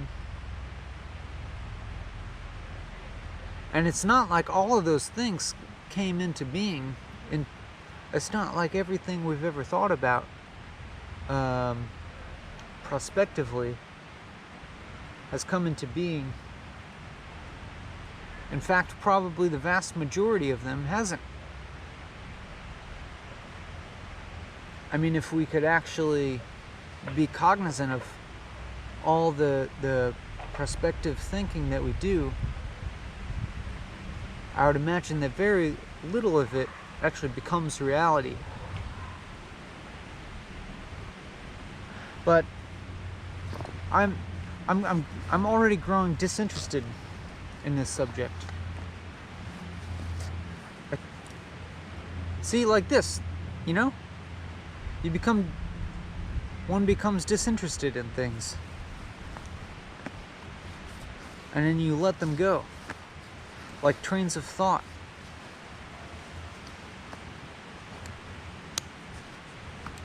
But it's all one long train of thought. Nothing's lost.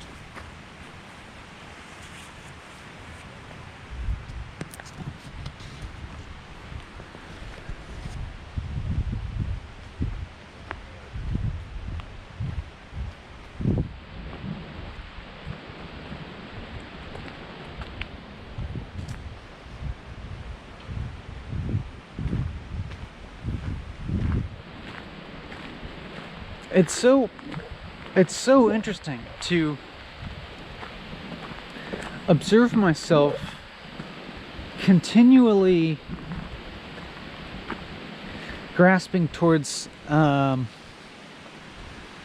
simpler, not simpler, but like a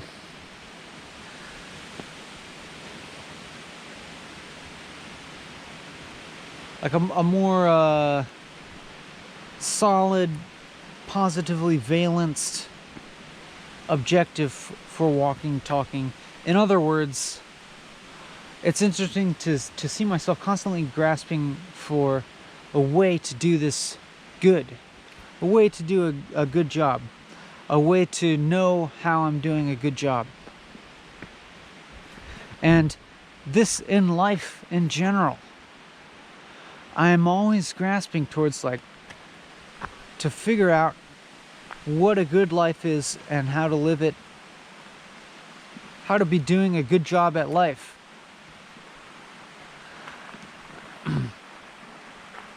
And so in walking and talking, I notice myself repeatedly reaching towards this, like this kind of understanding of a solid kind of understanding of how do I do a good job at this versus a bad job. And never being able to answer that question in that way. Never being able to arrive at that kind of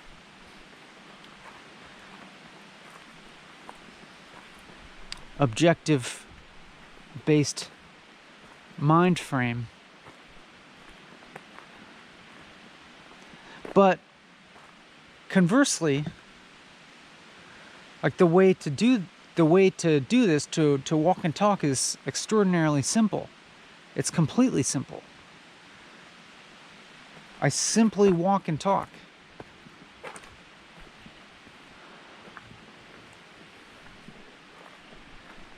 And if I walk and talk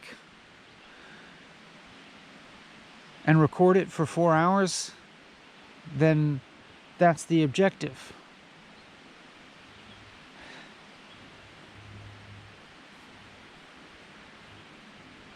But it creates this space in which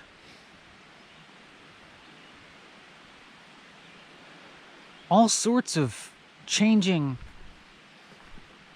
mental frameworks emerge and go away.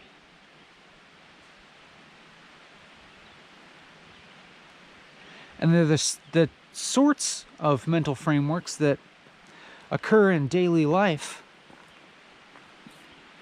but since they don't have an object, to grab, to adhere to, really, in this framework,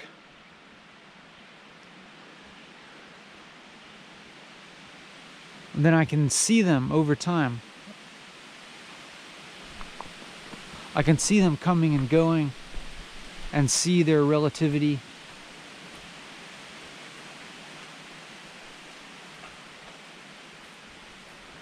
And so they can kind of untangle. They can untwist. All the knots can untwist.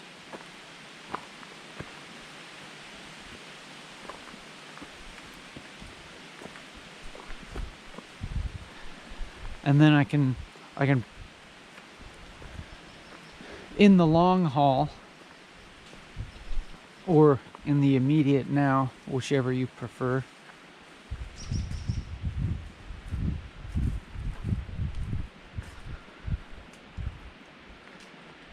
do the verb of orienting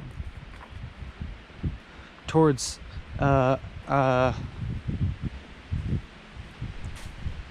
plane of existence that does transcend my habitual modes of orientation to the world.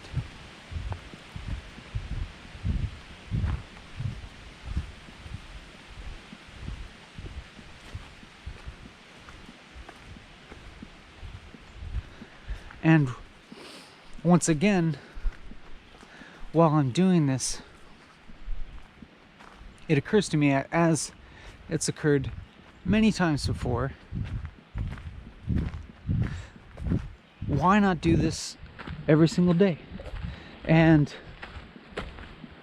of course, I know conceptually why I don't do it every single day, because I get involved with other aspects of life which appear important. I guess they are important in as much as they appear so.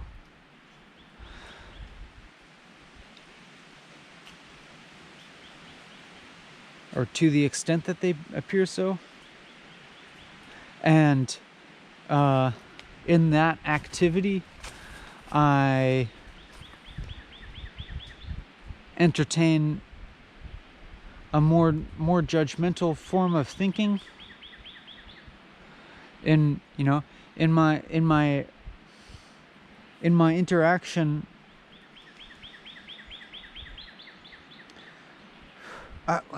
let's say in my entertainment of a more habitual and conventional relationship with the world, I start to have judgments that don't compel me to come out and do this every day. Instead, other sorts of activity occupies me.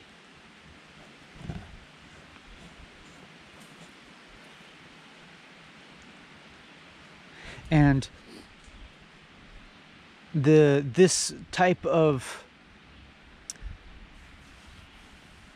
I could call it a revelation, but it's one that recurs over and over again.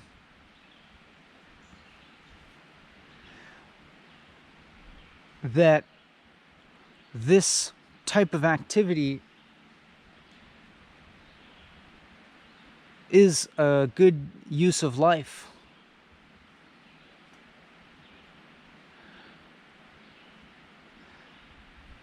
I get distanced from that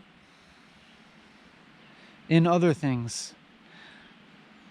And while it would be wrong to say that that all of those other activities are like a waste of life, in some sense, from this perspective, a lot of them kind of are. And of course I am speaking in the relative now, because of course I'm also continuing to like create this other existence now.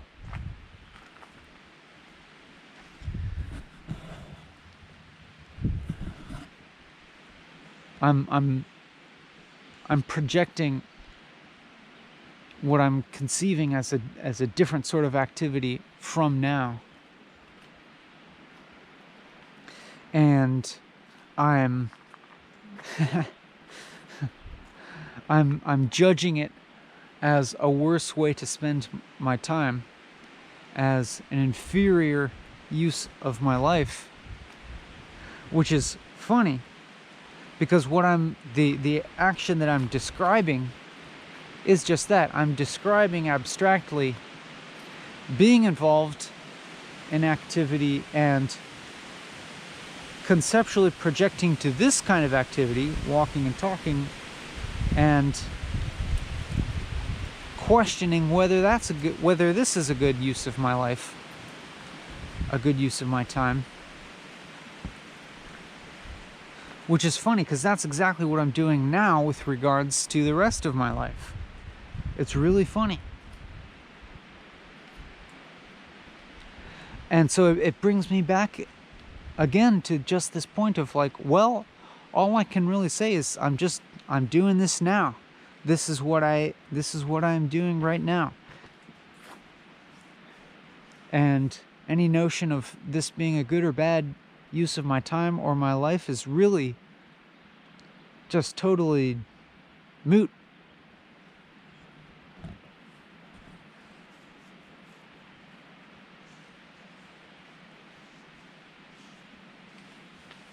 Any questions of quality of this feel moot to me.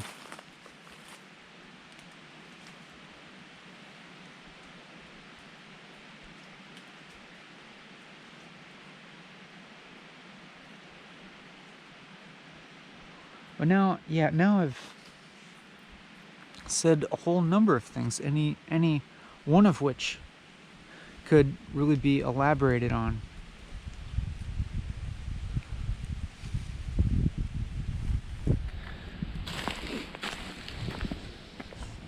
But let me set you down with a view, and I'll be right back.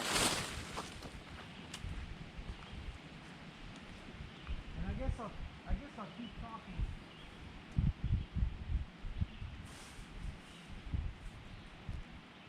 Maybe, or I should say rather that I am continuing to talk. And like I felt another question of judgment of this video of, is this worth your time to watch?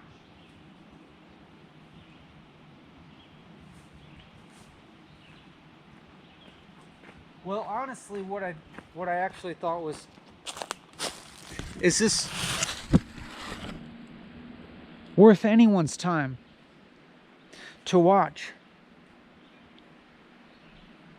And what that really points to actually is this worth your time to watch? Is all that's important about that question.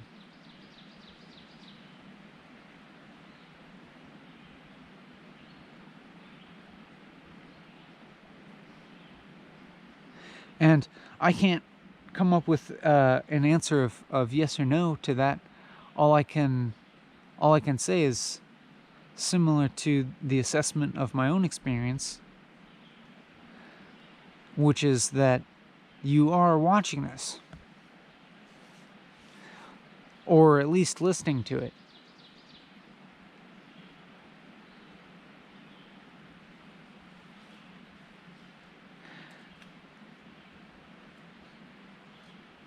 And there's a paradoxical way in which I feel both that it is and isn't worth your time, in that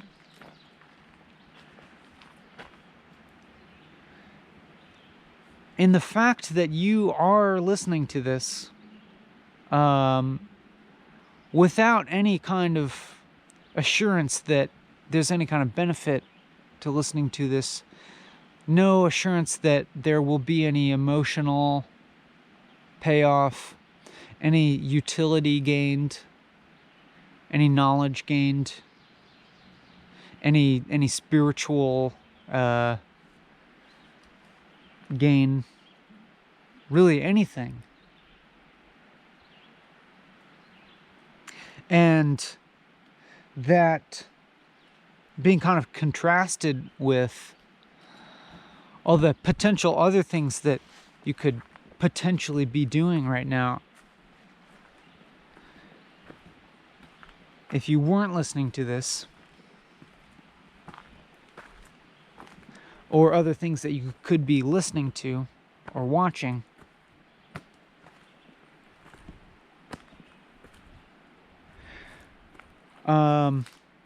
I do have an honest feeling that one could describe this as something unique, or having a unique quality of being you know, like very oriented towards meaningless, towards non-utility,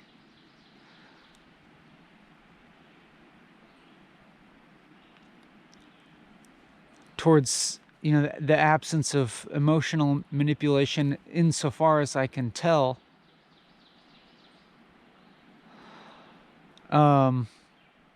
And the absence of emotional payoff, the absence of really, as far as I can tell, any kind of sexiness or immediate appeal. And so that, I guess I feel like there is kind of a very different aspect of being that this appeals to, if it appeals to anything whatsoever. And that's the aspect of being that I am assenting to in my doing of this. And it's the aspect of your being that I am communicating with. I think if you if you are watching this, you know, for any extent of any period of time, and you're understanding what I'm saying, then I feel like the aspect of your being that is willing to be here listening to this and or watching it without the typical sorts of payoffs that or perceived payoffs, really, that would be available to you, that evidences that there is, you know,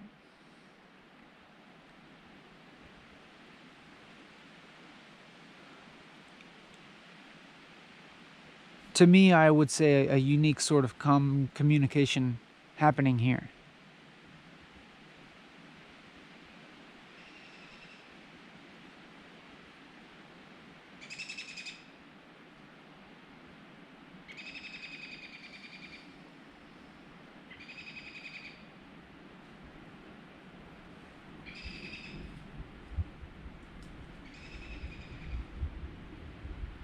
Yeah, I feel a lot to go off of from that. But again, I'm just gonna like kind of let go of that sort of feeling of like I had a slightly overwhelming feeling there.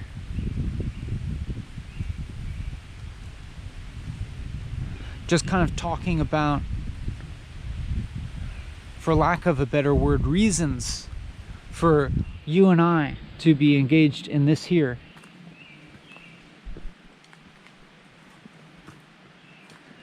Because a reason isn't the right word exactly.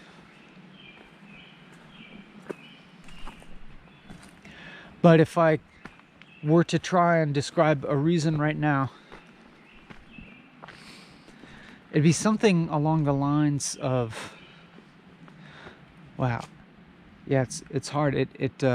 Because something vast keeps opening up into this experience and exploding all the ways that I could possibly describe it.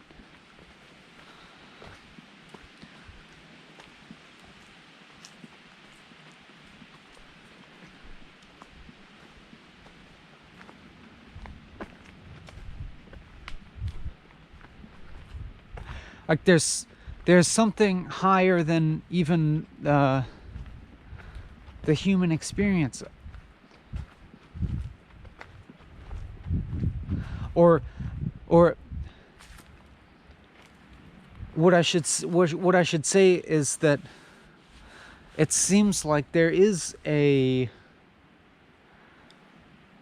a vaster dimension that's potentially part of the human experience.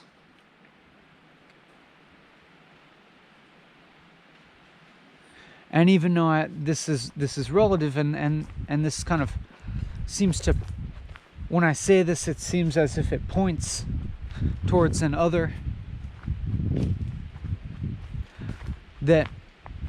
state that we could attain other than this here now.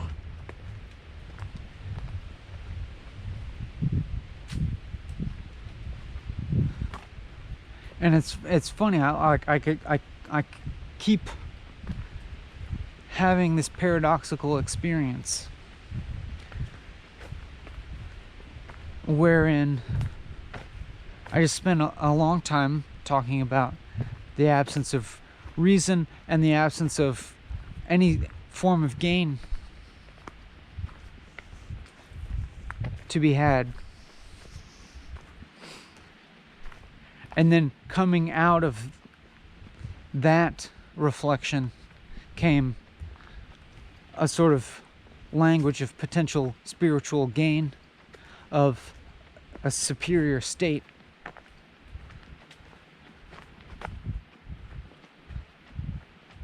And that being a reason for doing this. Which, okay, I'll try not to reject that.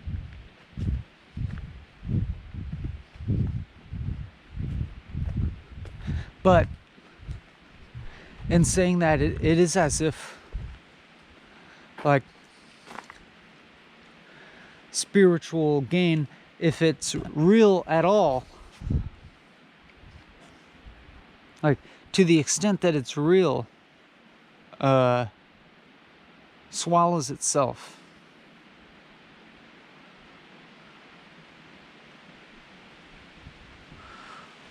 Or it swallows any dichotomy between the spiritual and the mundane.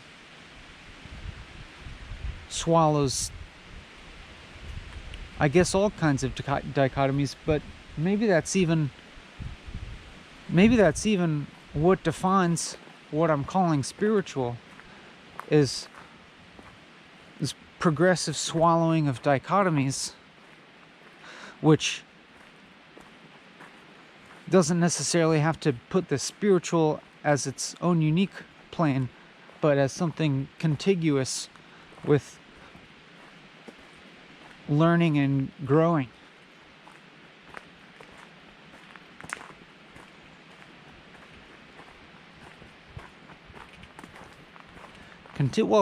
Contiguous with everything, of course. And again, it's obvious that I'm really saying nothing.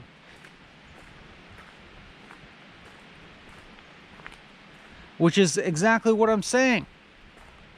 Exactly what I'm talking about.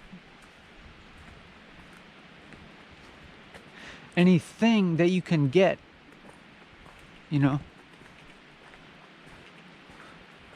is really an extension of absence, an extension of emptiness.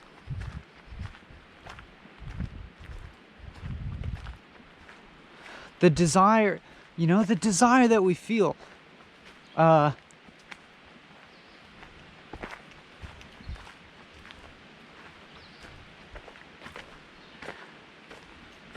is not going to be fulfilled by anything other than desire itself.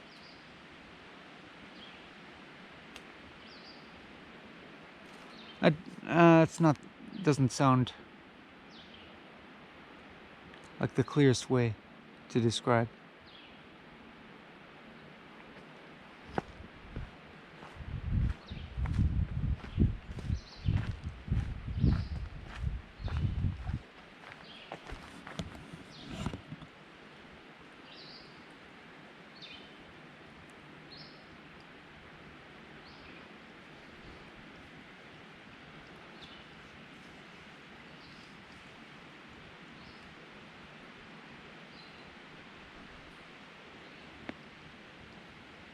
I don't know.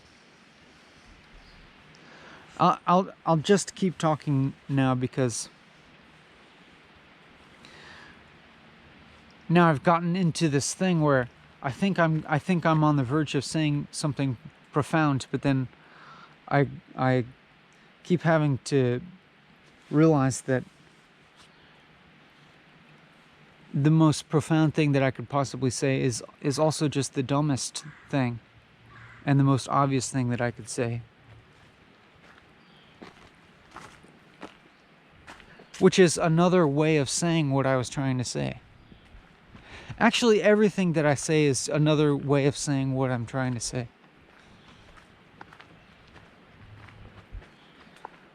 Even this.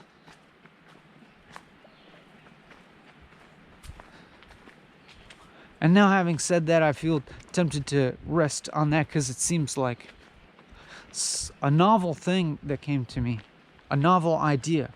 And now I feel tempted to just rest on that, to say, to repeat. But now I can't make myself repeat it, because then I'll feel dumb to say something, to repeat something, as if that's the conclusion. But instead, I'll just keep saying different things, which are all different ways of saying the same thing.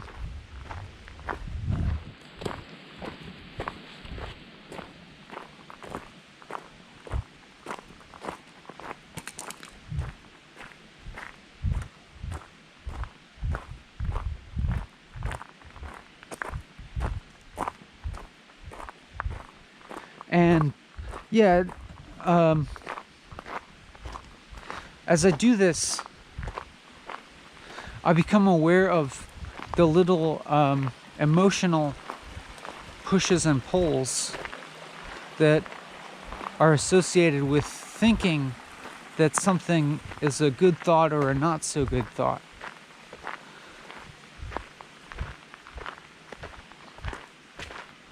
As in, there being this like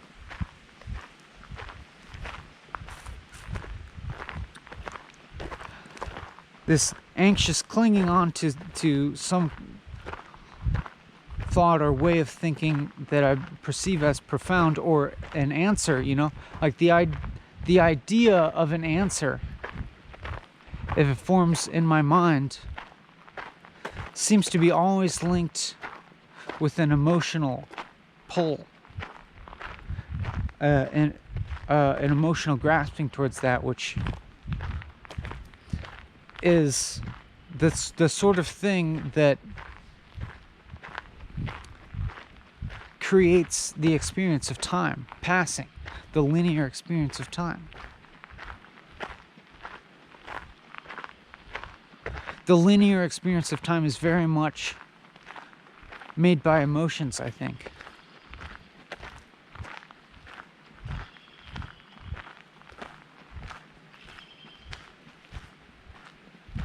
As is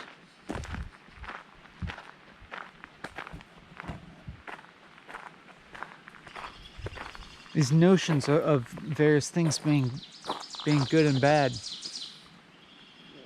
which is fine.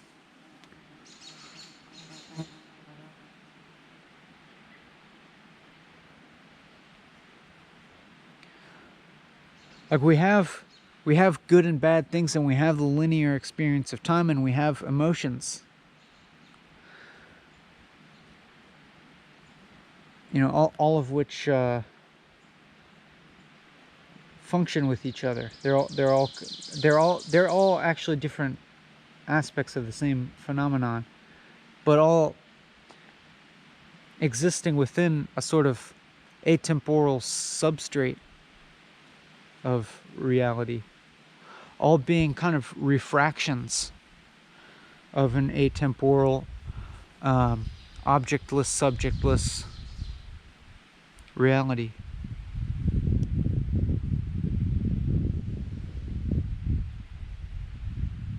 And so, this is walking and talking, and we're just kind of going through these refractions for a long enough period of time so we can kind of view them as such.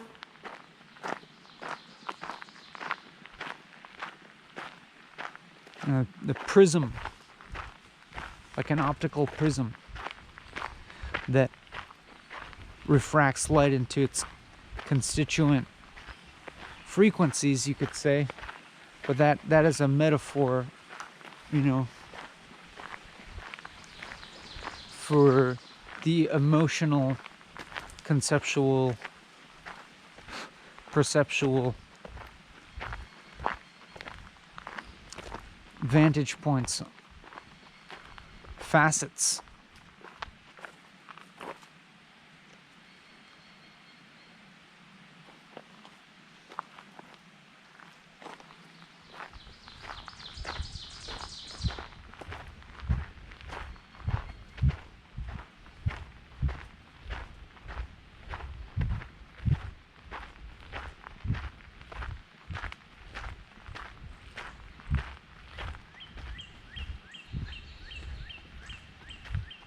I kept saying nothing to that guy, and he kept repeating back something.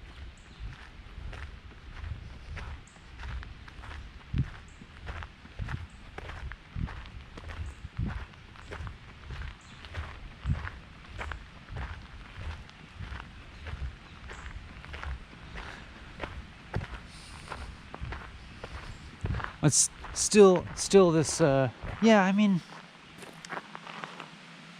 it's so funny, this notion of good keeps emerging even if I'm perceiving absence of good and bad, the absence of positive and negative evaluations, the absence of wildly fluctuating emotions as being good. To perceive neutrality as good seems to be something that I repeatedly do, but that's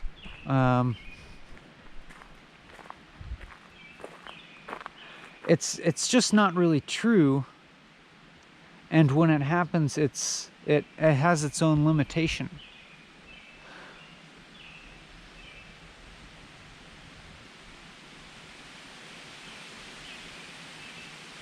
That is, anything that is good, even neutrality, then creates its opposite, its correspondent evil.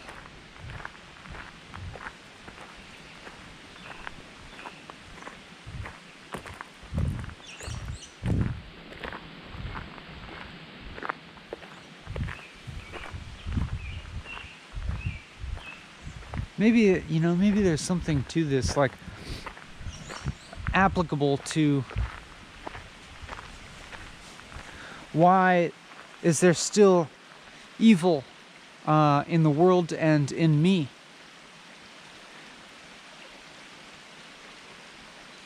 Why is it that when I try to be a perfectly good person, I am the most... That's when I seem to be the most aware of my own evilness and unable to get rid of it.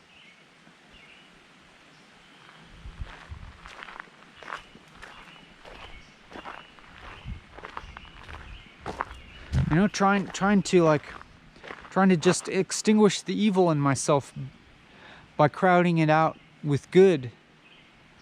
And that never works. The evil comes raging back beyond my control.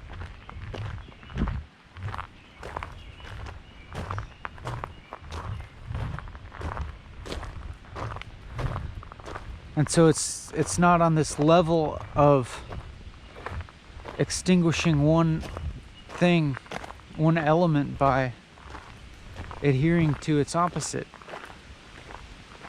but like I said earlier, like one has to transcend a level at that point to merge those opposites.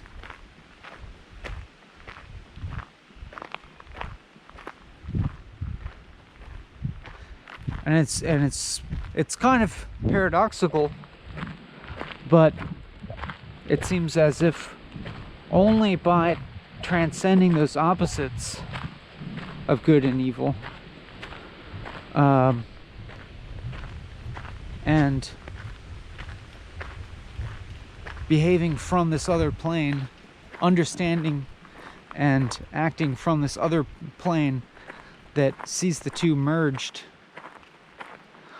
only then does one appear to be good on that lower plane, on that relative plane. And it's as if like one is only, and in that state one only appears good from the outside, I think.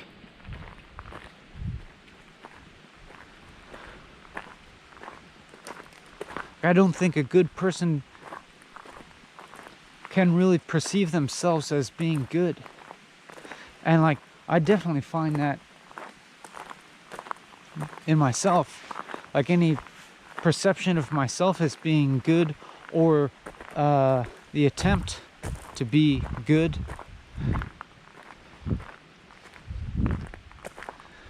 is like in itself a kind of evil. It produces its opposite.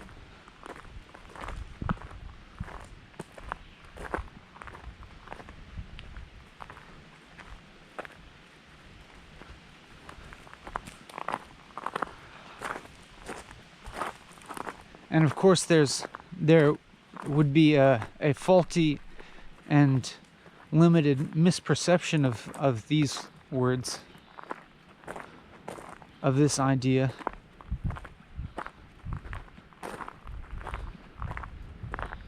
Of like a simplistic moral relativism.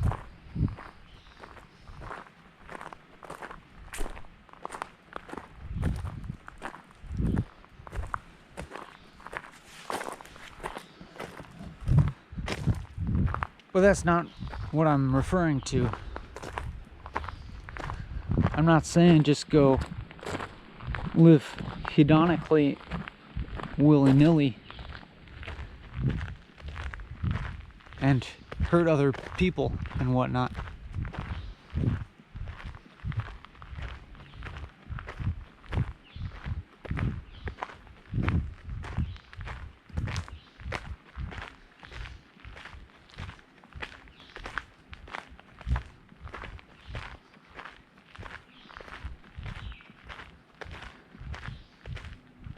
But once again, I find myself disinterested in this line of thought, and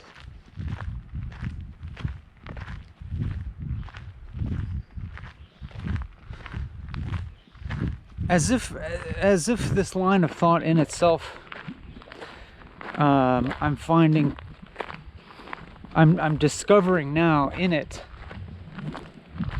a kind of pretense towards goodness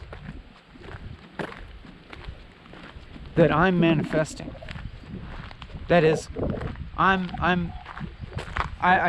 started now to perceive in myself, in this very conversation, rant or whatever, this subject of transcending good and evil. I'm perceiving in myself now, in the talking about this, certain posturing towards good. Actually, like a certain positioning myself into a stance that I conceive of as good.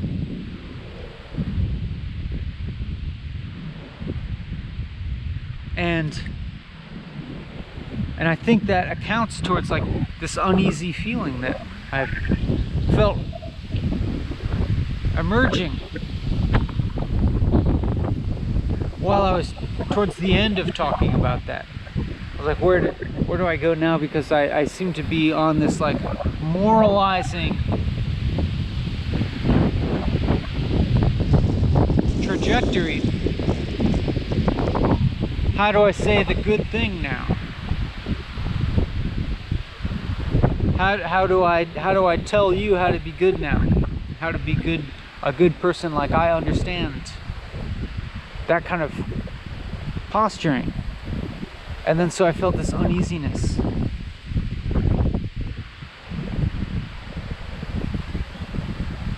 But I could also say that I'm actually still continuing to do it on this other level.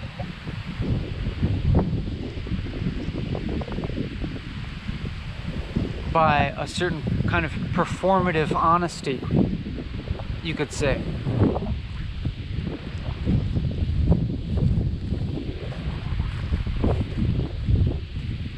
Of performative self-criticism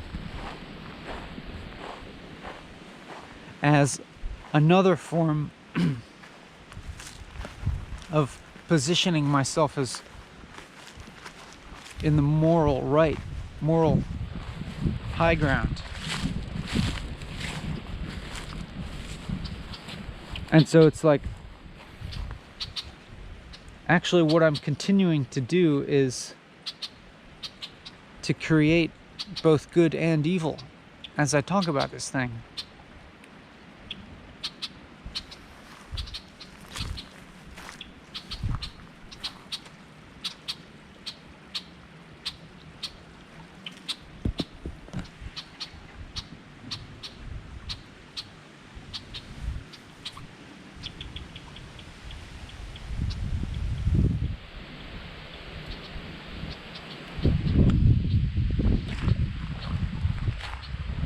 And I think it seems like a little bit how things have to go always.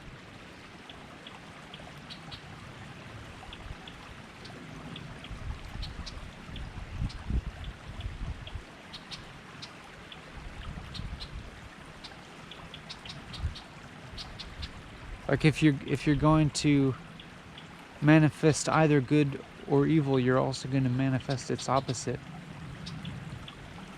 I don't see how that's not the case.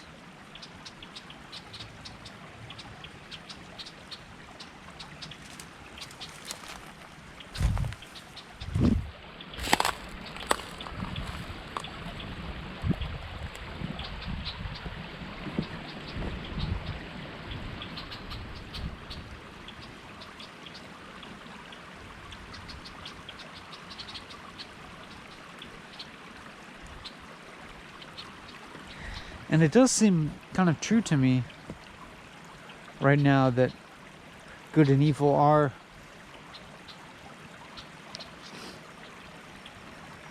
created by the mind. I mean, of course they are.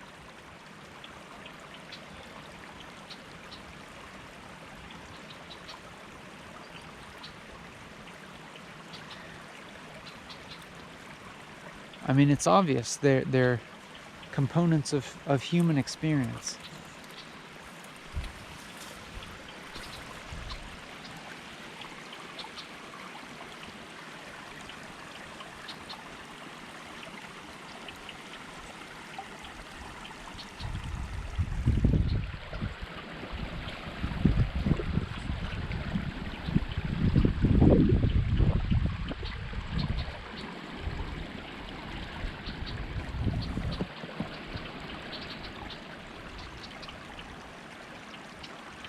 And maybe this is why I feel slightly uncomfortable.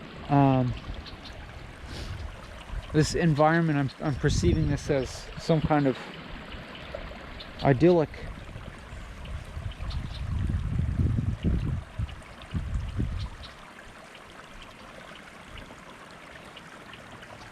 And so I'm wondering if I'm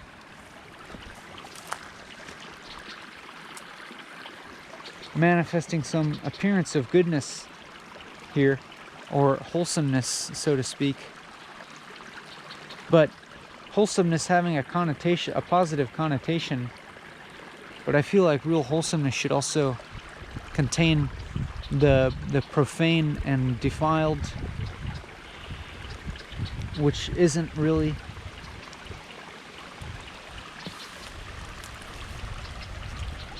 But of course, you know, here I am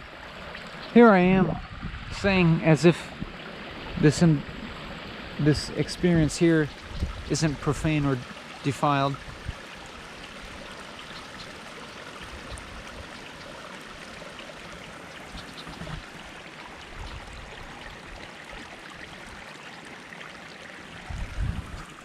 I'm certainly well aware of, I don't know, like, as much as this can be said to have any kind of merit, it can also be said to be so devoid and lacking in at least equal measure. But, you know,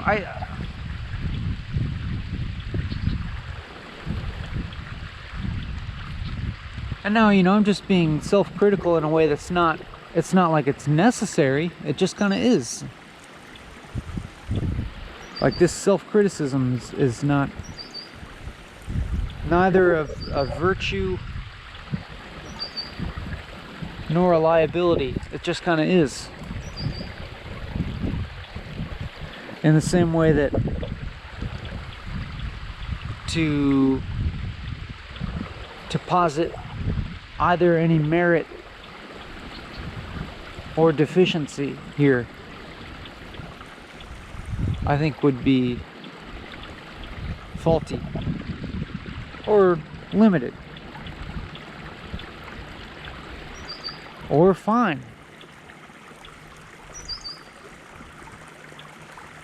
Totally fine.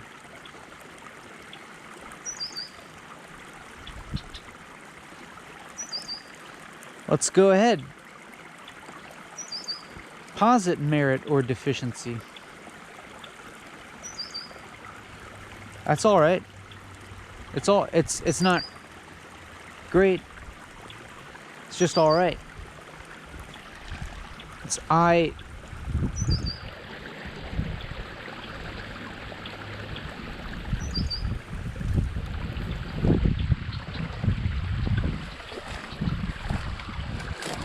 whoop. Frog.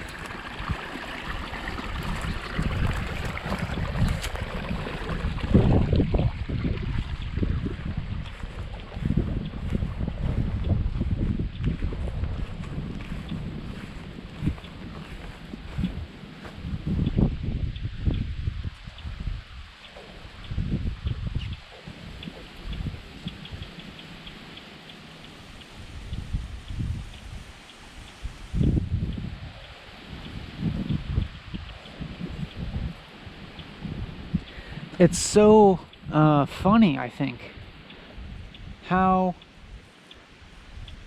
outside of my experience of walking and talking, the completely different mind state with which I perceive it,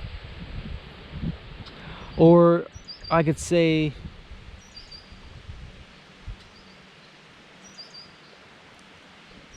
you know, the verb, the nounness of walking and talking is vastly different than the verbness of it.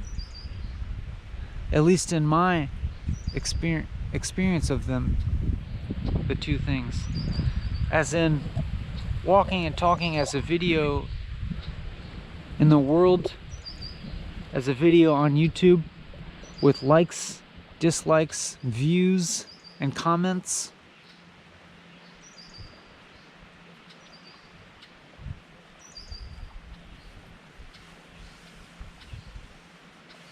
Has all kinds of snags on it, it seems like.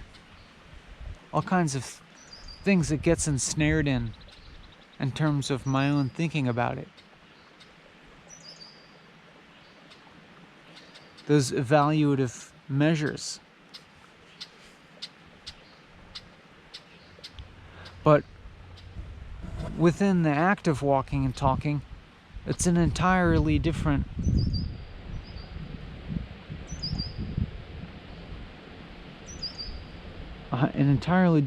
logic or non-logic that's at play,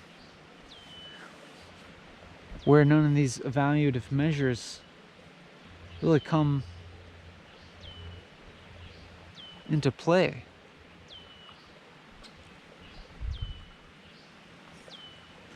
Or at least shouldn't, or at least are really the very least important thing about it.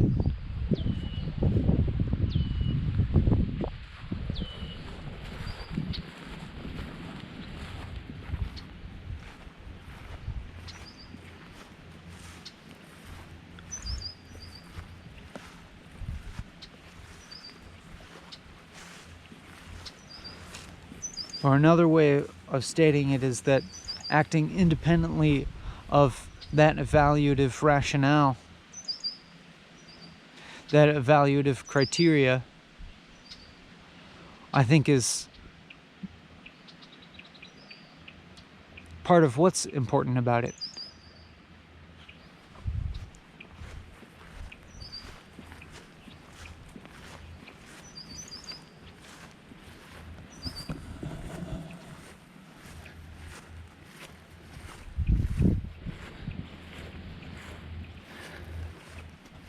I'm speaking slower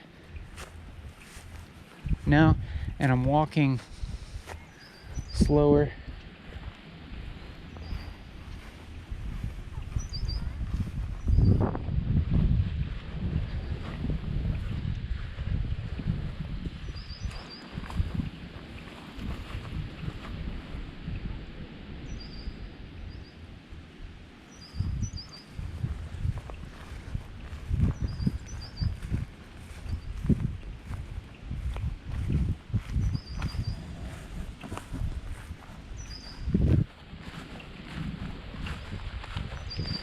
But I don't feel a problem with that.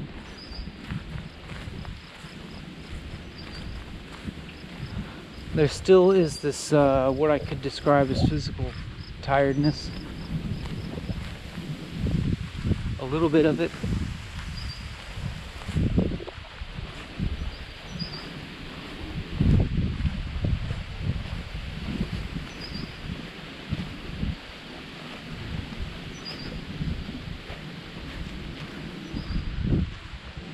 And I wonder if that predisposes me towards more sort of resting points or slower thinking.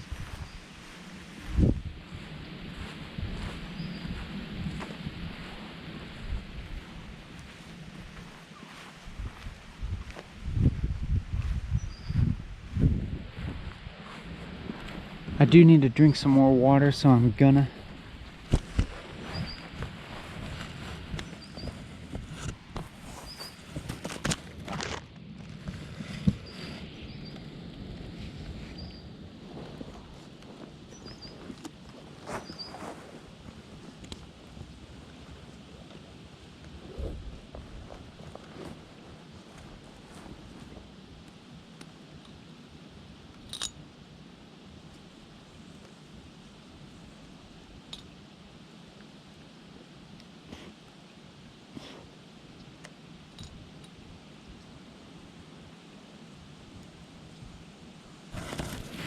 I don't know, maybe there actually might be an extent to which some of these evaluative measures surrounding walking and talking do play a part in terms of views. It's likely that plays some part in my continual decision to keep doing it. The amount of views. It might play some part. I'm not sure.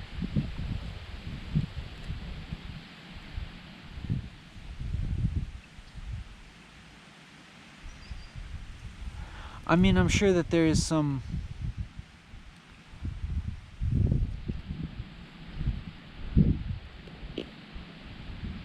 truth to there's probably some effect that the number of views have on my decision to continue doing it. Like, if there were no views, would I keep doing it?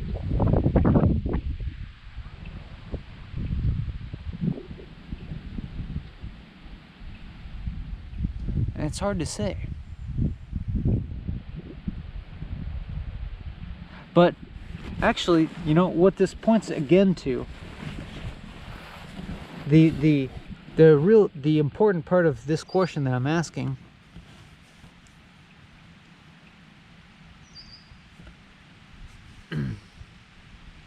and actually this question isn't actually important, of whether or not I would do this without views. The question is not important. It's a moot question. Because what's happening here is that you are watching this.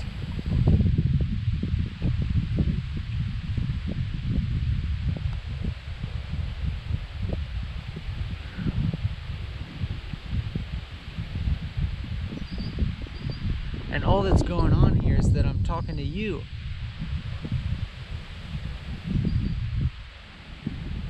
And that's all.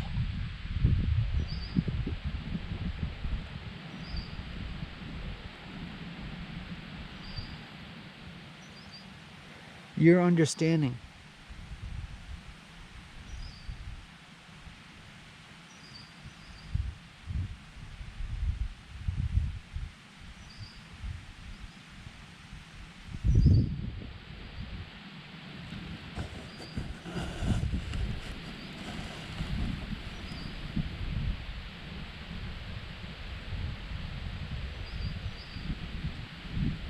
I'm kind of failing now.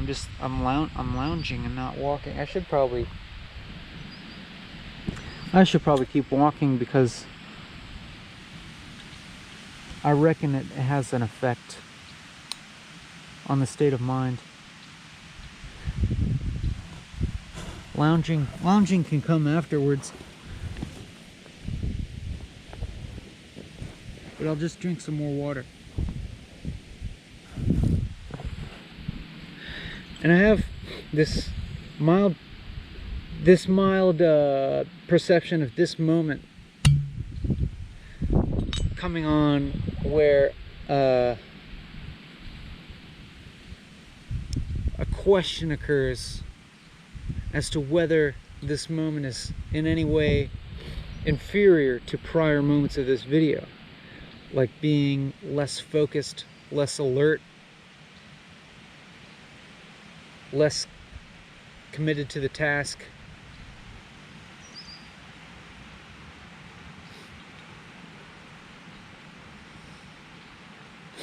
But then, in my observation of that question, that seems to defeat itself, because the act of observing that question and that thought pattern in my mind is kind of more of the same. It's really just the same manner of thinking. Still just a slightly different way of saying the same thing.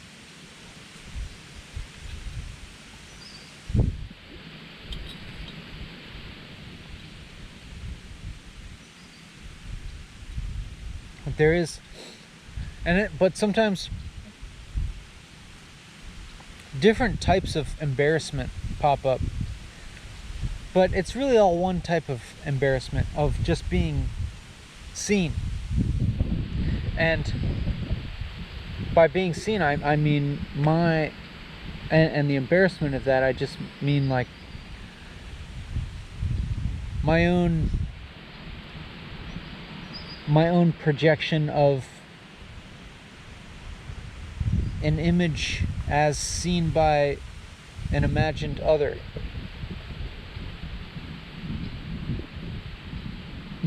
My projection of the image of me that you have, which is really funny, you know? all that is actually is concern about your experience. It's embarrassment is just like my own concern about a component of your experience, you know, and that component being the your experience of me. But it's funny because, you know, your experience of me and my experience of me aren't the same thing.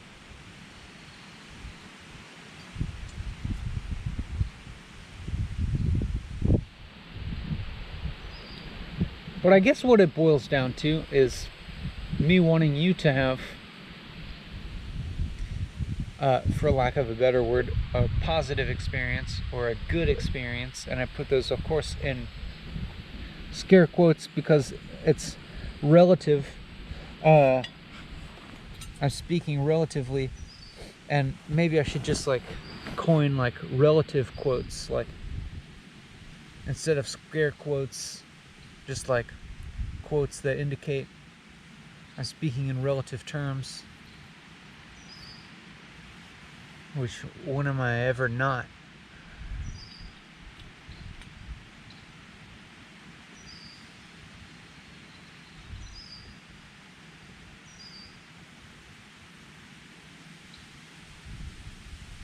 But embarrassment is not really different than having a kind of concern for other people's experience.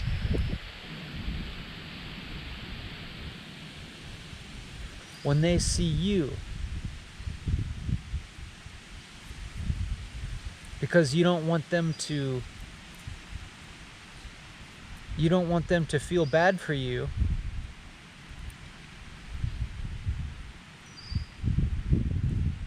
But what's operative there is that you don't want them to feel bad. I think. I don't know. Ultimately.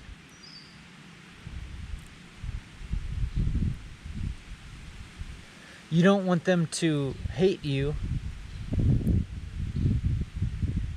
or think you're dumb. But for me, what that boils down to is like, you don't want to manifest this quality of hate or rejection.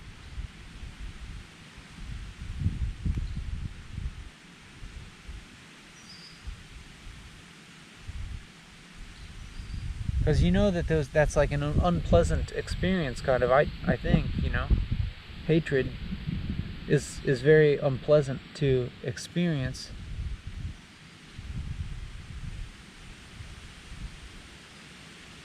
It's this very constrictive, like, emotional experience where you become bound to the self and limited by mortality and linear time.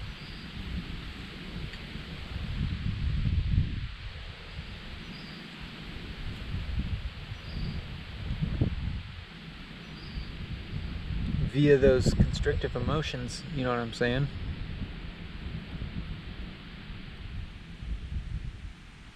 So it's like a manifestation of desiring the experience of the infinite for all beings, shall we say.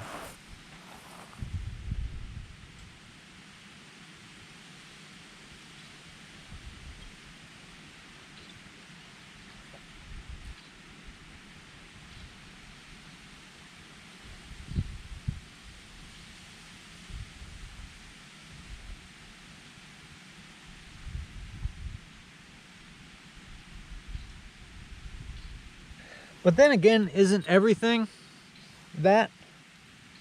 Of course it is.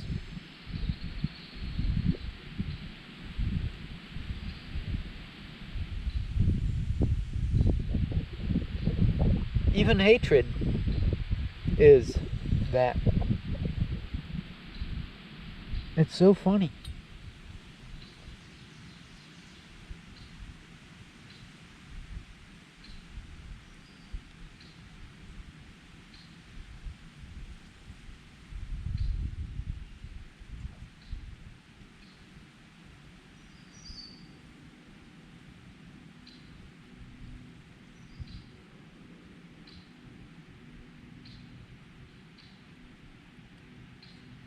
What also is funny is that somehow I feel more at ease lounging here in the grass for the fact that I'm talking to you, I think, than if I weren't talking to you. Because I'd have to have this feeling of doing something productive. I'd be like, I can't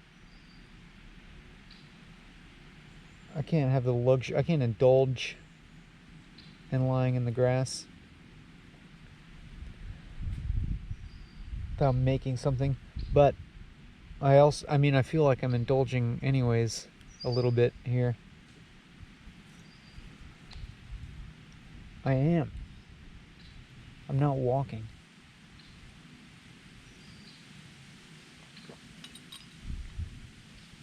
It's like there's one aspect of me that experiences the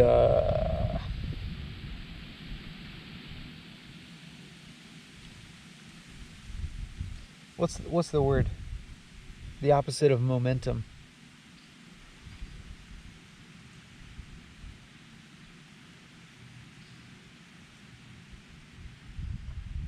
You know, the experiences like the gravitational pull of just lying here in the grass, and the non-motivation to walk, and then and like the perception of walking as being difficult, and so like wanting to experience ease by laying here in the grass. But then there's this other part that's just like, it's all just a trade-off, because along with the ease of lying in the grass, then you also get the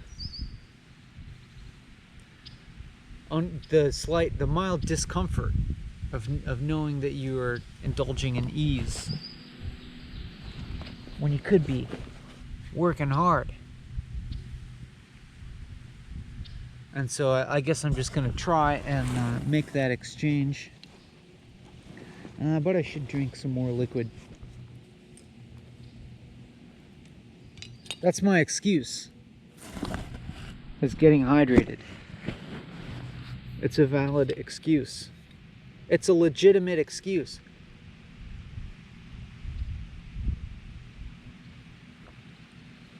It's a lot easier to drink liquid stationary.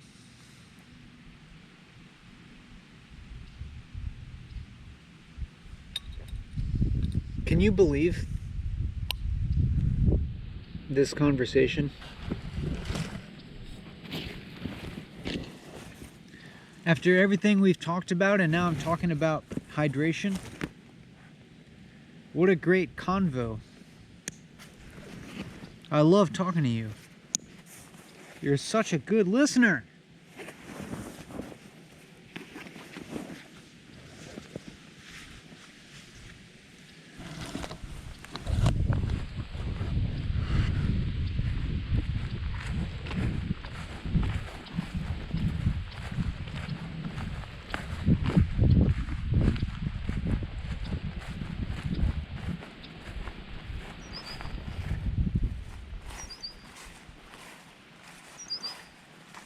So now I'm walking.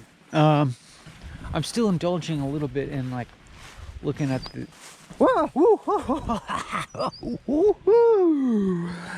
Almost stepped on that snake. What is that? Black rat snake? I think so.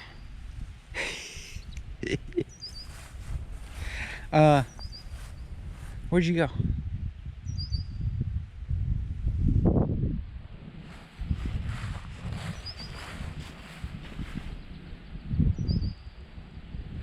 I was gonna say that I still feel a little indulgent, and that I'm just scanning the edge of this pond looking for amphibians.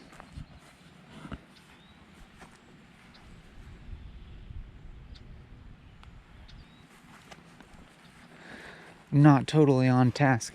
So let's go even further and really get on task, and I'll just I'll pull myself away from the pond and focus on you. This is our time. This is our quality time. And I'm focused on you. I appreciate that you're here with me. I really am.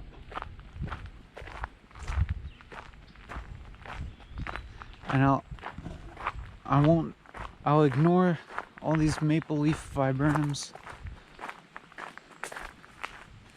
and various other fruit bearing plants that are in flower, and get back to the serious task of walking and talking.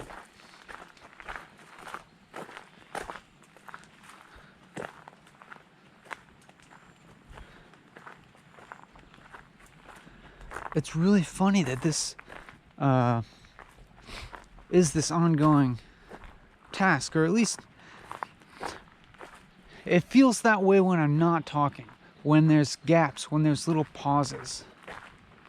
It feels as if there's a task, that I need to think of something to say, and that's work. But then when I just go ahead and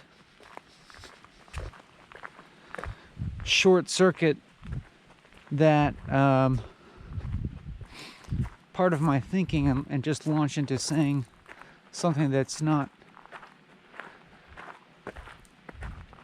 doesn't feel as if it's anything right, you know, it's just what I happen to say at the moment. Then I am talking, and this is what I have,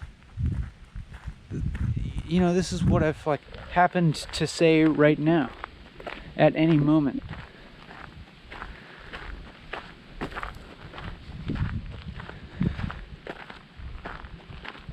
And that still feels reflective of life in general,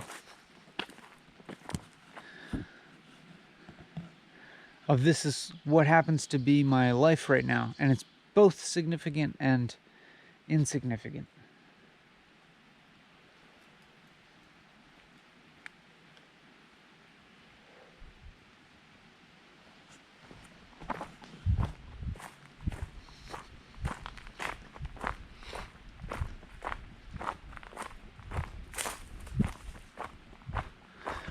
I continue to feel as if I'm continuing to say the same thing in different ways, and to repeat themes that I've talked about before.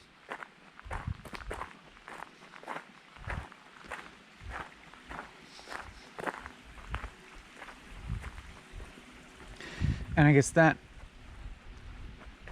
interpretation of the way that I'm talking corresponds with emotional stuff. Or corresponds with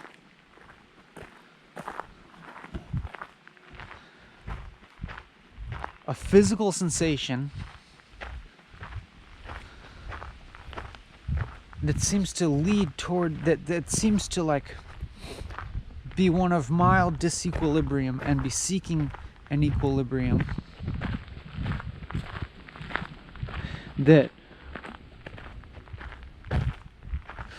what I am mentally associating with that equilibrium that I seem to be moving towards in these moments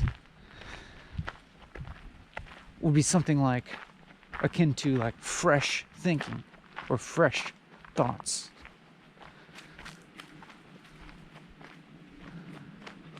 Which is, it's really funny, like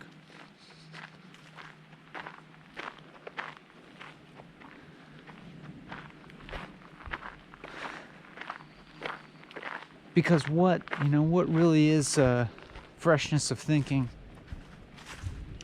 other than the emotional experience of equilibrium that accompanies it? I'll just postulate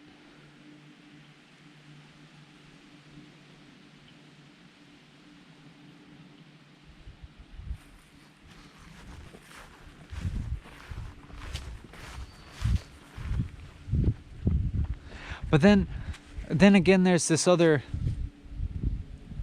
possible encroaching disequilibrium of this tiredness.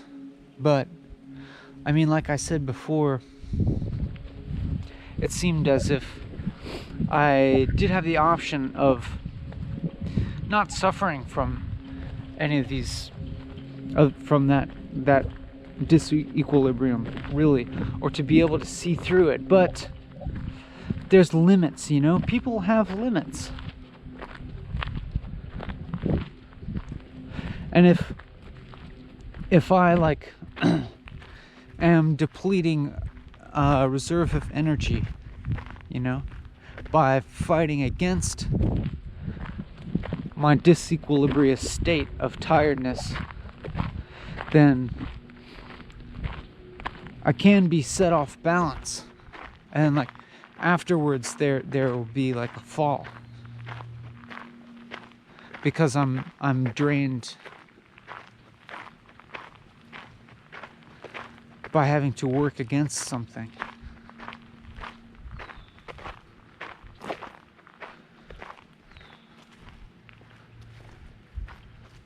But I don't know, like, of course, there are always times when we need to work where it would seem as if we need to work against some component of our experience, you know, to do things that are a little uncomfortable, to do things that are difficult.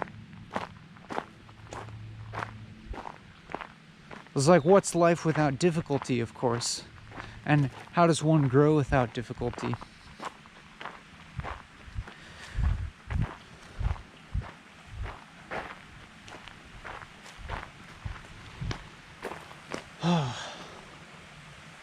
Now, I mean, so now, like, what that sigh came from is feeling the overwhelmingness of the options for the way that I could speak and think. You know, the numerous dimensions on which to start remarking on whatever state I'm at right now in terms of a train of thought, but with the sign indicating a negative valence to that experience, whereas plenty of other times I can have that sense of overwhelm with a positive valence, and it being perceived kind of like, you know, a great expanse of possibility. But like understanding both of those opposite emotional valences of the same kind of mental experience, they can kind of neutralize each other. And as you observe me now talking, I'm not like in distress, or I'm neither blissed out nor freaking out, kind of neutral. Even though there was like a moment that felt like a mild distress, but then like within that distress, like what occurred to me is like the knowledge of its opposite and sort of the optionalness of that way of mentally framing things, which then sort of like allowed the release of the negative emotional reaction to it.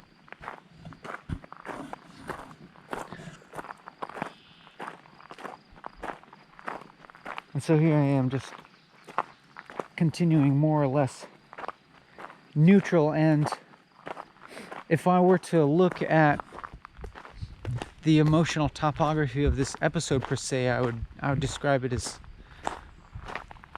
pretty neutral, and which is so interesting to think about.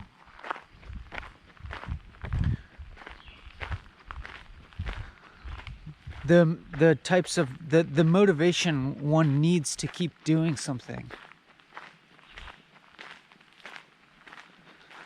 You know, it seems usually we need something positive.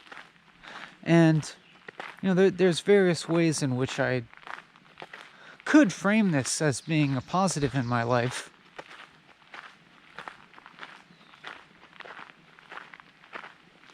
And I even feel like, to the extent I choose to frame it positively, is going to have some influence over the amount of motivation that I have to continue doing it, and the frequency with which I feel motivated to do it with. But it's funny because I also recognize the sort of optionalness of the way that I frame it, be it positive or negative or neutrally. And it's as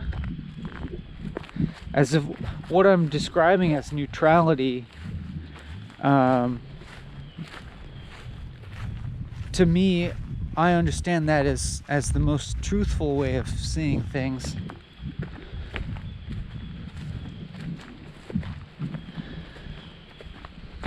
Well, you know, I have to put that in relative quotes as well, because like there's a million ways in which that's also not true.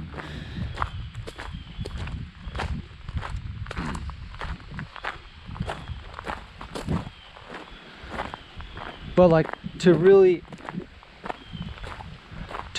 do the heck out of something while feeling neutral about it the whole time. To really like do life without like feeling good about it. You know what I'm saying? You know what I'm saying?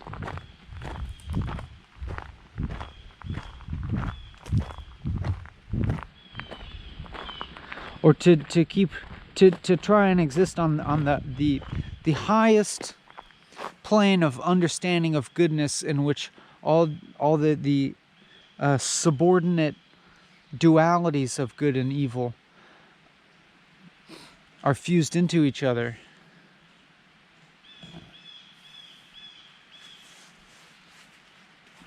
Which I think could also be described as a kind of neutrality.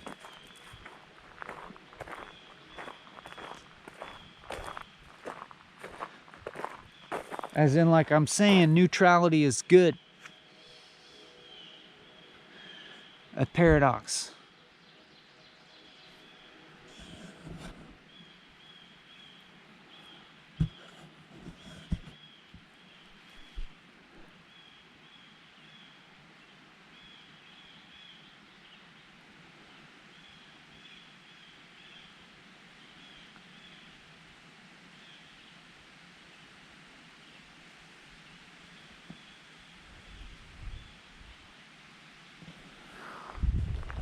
But I got to remind myself just to keep walking and talking, and that's all.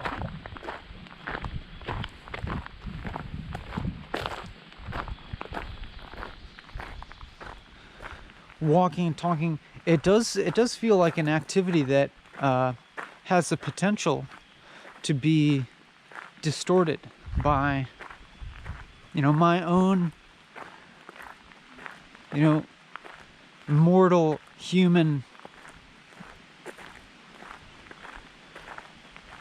distortions of seeing. And in fact, walking, talking is continually distorted. It's one long distortion, but it's long enough that, and like continuously distorted enough that we can start to maybe see a clear picture through the monolithicness of the distortion.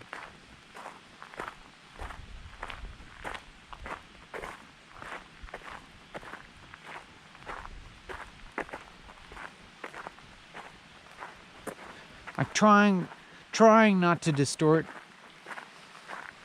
trying to be as clear as possible, and then just observing the inevitable distortions that occur anyway via our imperfection.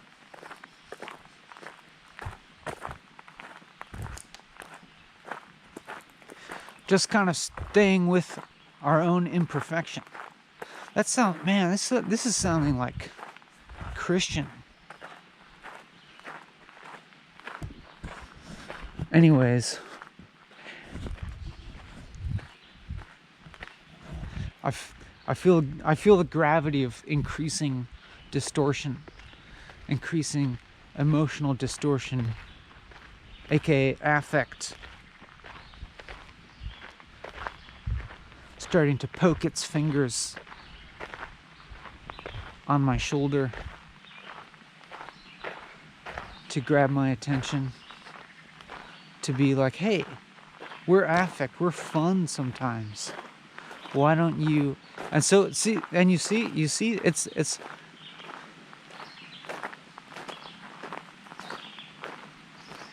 look at these colorful metaphors arising.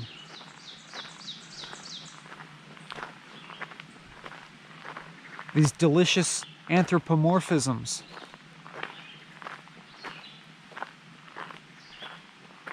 Of abstract nouns, of abstract concepts, anthropomorphized, tapping on one's shoulder, beckoning.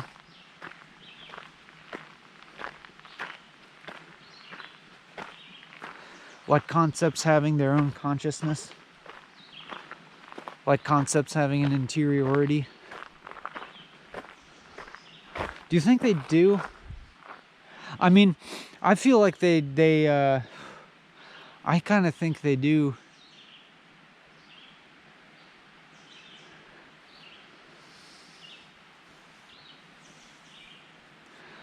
I mean, in the sense that I think absolutely everything has a form of interiority.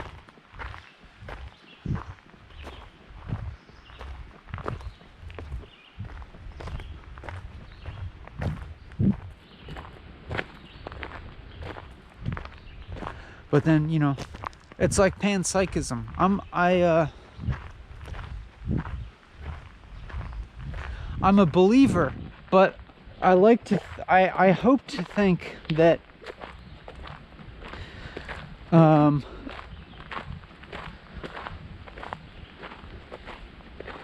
I like to think that it's not so much of a belief for me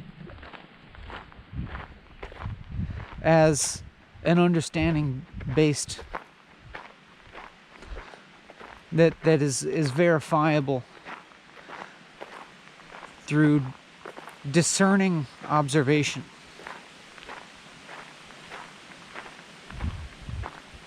And honesty.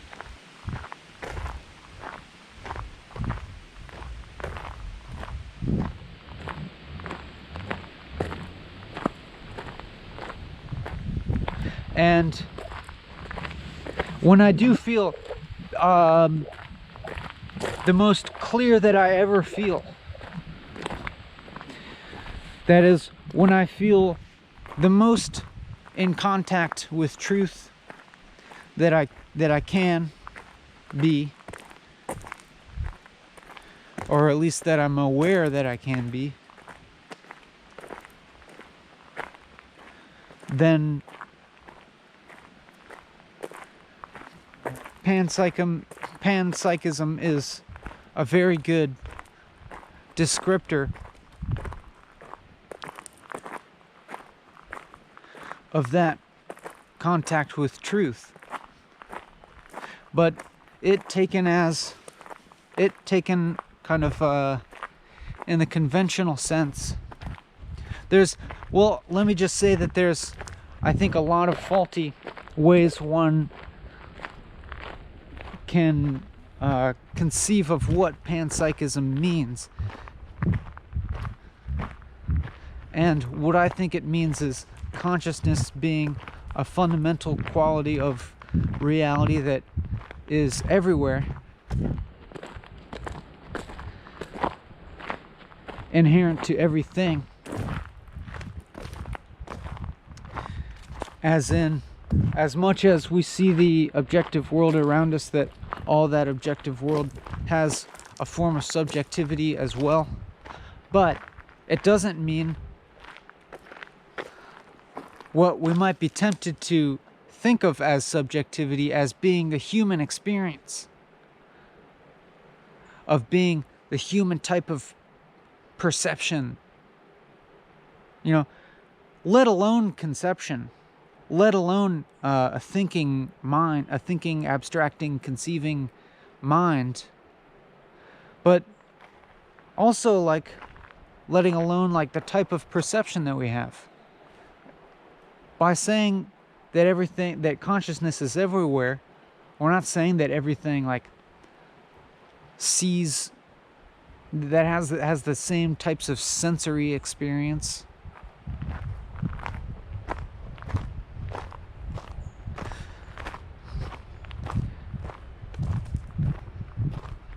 And again, now I really feel like I'm everything is strongly in relative quotes, relativity quotes. No, just I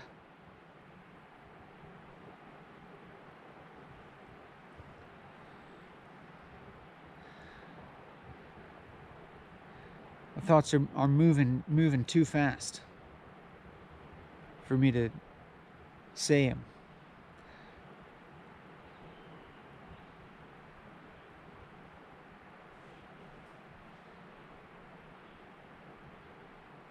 Wow, because every time I try and describe this like really honestly and really truthfully, words just fail.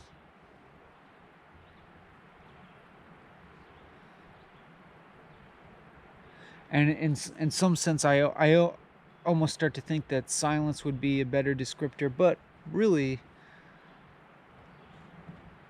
just talking is just as good. Really, saying anything is just as good.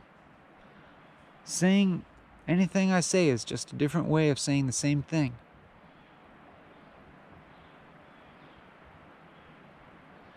Even if that same thing is trying to explain to you why panpsychism is true.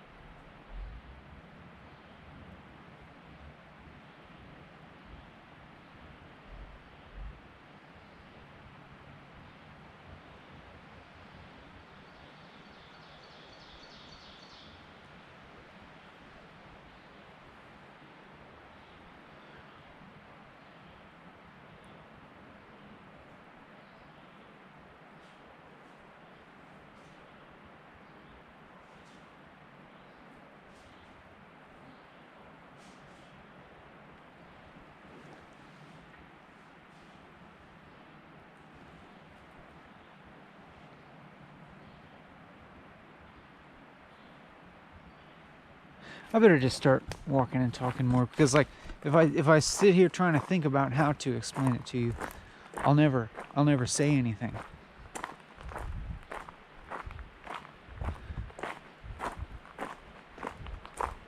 But it's like the same thing as, like, to explain this well would be really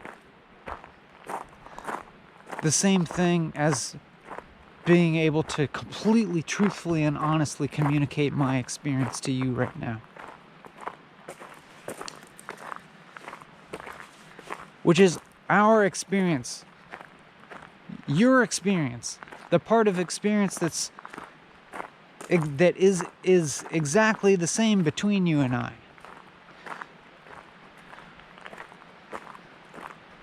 Where what's different between you and I is the relative and the form.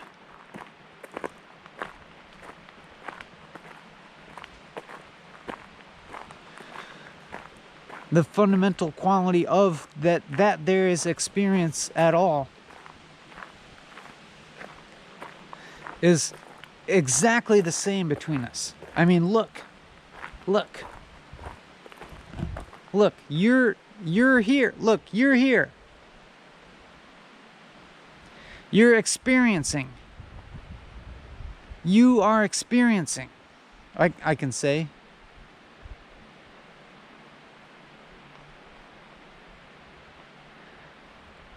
There's something, well, there's something experiencing you. There's something experiencing what it's like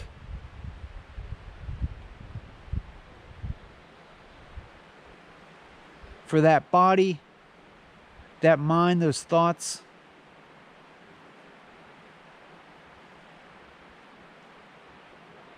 I mean, even all of those things, these are just kind of temporary mental constructions. They're provisional mental constructions.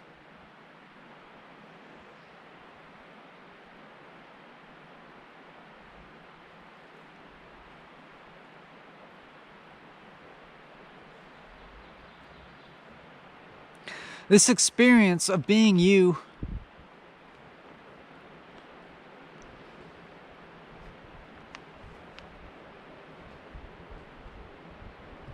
it really is just like this like eddy in the water.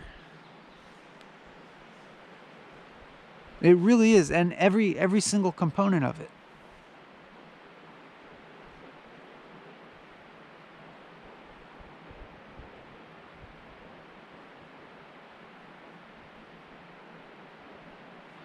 I don't know. The more apparently profound my tone of voice becomes, simultaneously the dumber I feel, the more embarrassed I feel. I feel like also that I need to somehow let go of trying to explain also, because the harder that I try to explain, the more I feel occupied by the emotional push and pull, which is fine, I realize. Let me just let myself be occupied by this emotional push and pull, the desire to make you understand. But it's I'm creating this problem, really. I'm dis-explaining. That's a good word. Dis-explaining.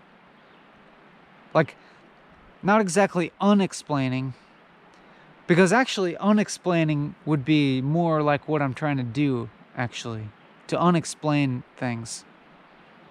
That would equate to like a release of the knots that constitute knowledge.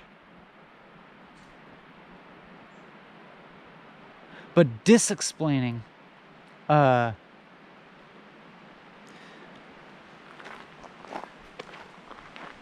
like what I'm doing to you when I like really try to explain something in logical terms, because it actually, I feel like it obscures more than it reveals. It creates another knot. And so I guess what I need to do is stop dis-explaining and proceed to unexplain. However that's done, I'm not sure how. Probably just by continuing to walk and talk, and to like not try and force sense, because there isn't any, really.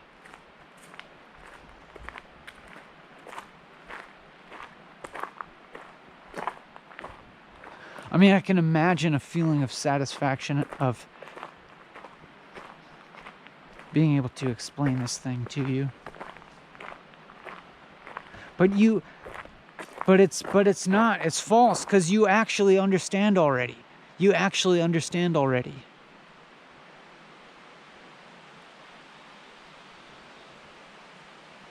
Like, seeking explanation is you dis-explaining from yourself.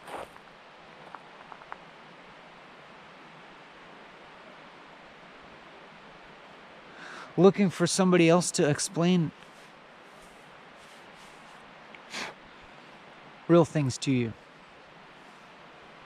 I don't know. It's probably fine.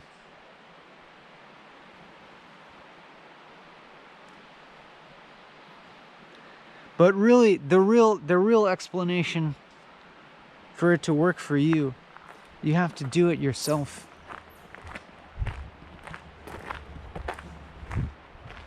I think maybe via self-unexplanation.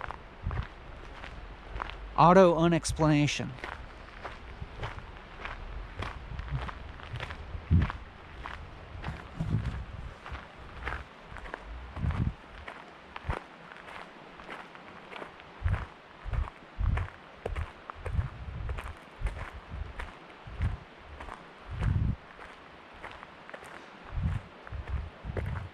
But I observe still, like, the a mild sense of dissatisfaction, having allowed this word panpsychism to enter the fray, and looming there with me so far being unable to satisfactorily express my relationship with that concept. But I also feel mildly amused at this ongoing dissatisfaction.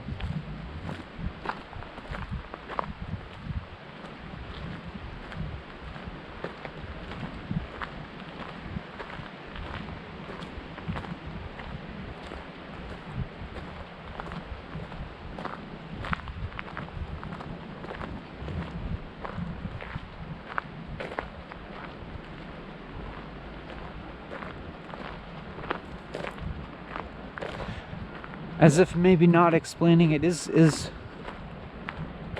good. I don't know. Or is as good.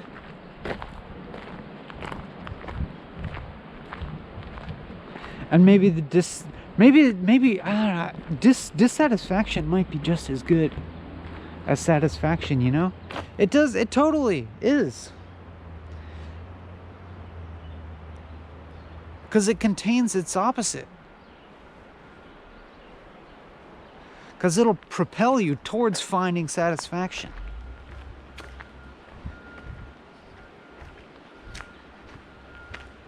Like, to the extent that you feel a question or uncertainty around panpsychism, the extent to which you care, which, who knows if you care at all.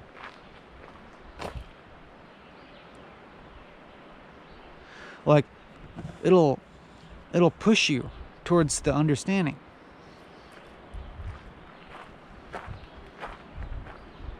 And I could say a million other words to describe it differently, and it would still be just different angles on the same thing. Like the center of consciousness being everywhere. Do I experience that right now? Well, on one level, I think I'm always experiencing that, but there are certain times when it feels fresh and in the forefront and incontrovertible.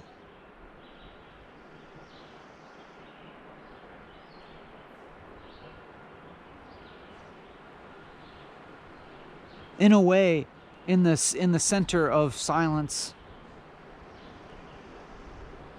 in the impossible bullseye of perfection, it feels here and true and incontrovertible and in the words around it,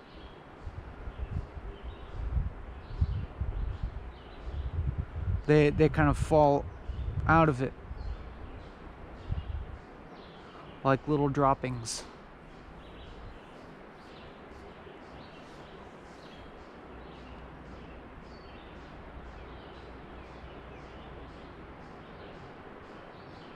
It's kind of, yeah, it's kind of like all thought is like little droppings from emptiness.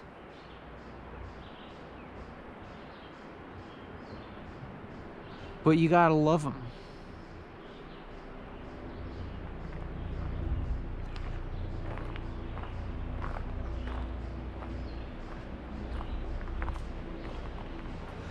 In the same way, you know, you can't have a dog without picking up its shit sometimes.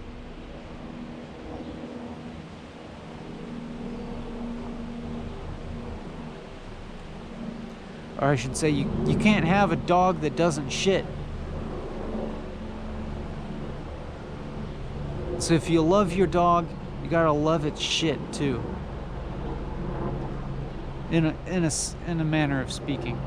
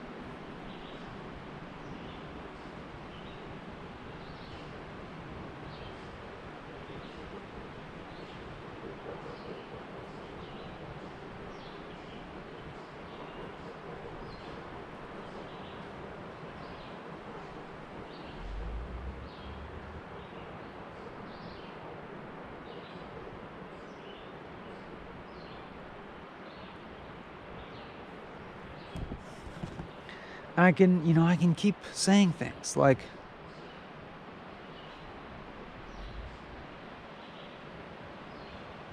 as humans, we create the world in terms of humanness, and the world creates us.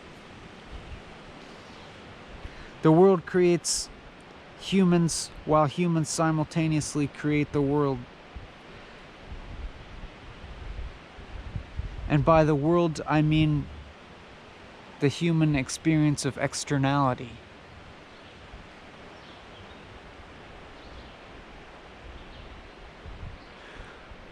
The human experience of the objective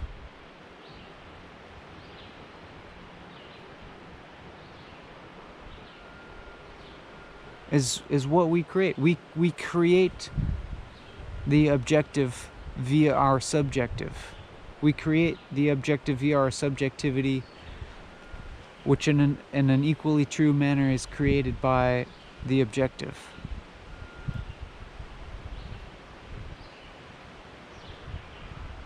We create each other, but it needn't be so, in that we are each other. And in following that, there is no each other.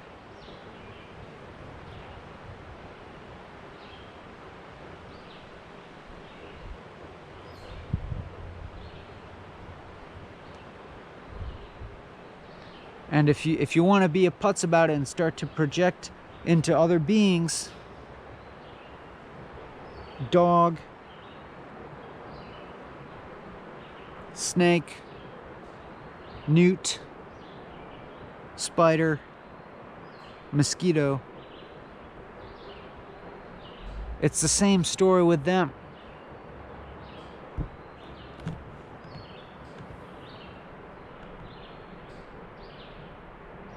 And rocks and stars and just straight up atoms, subatomic particles.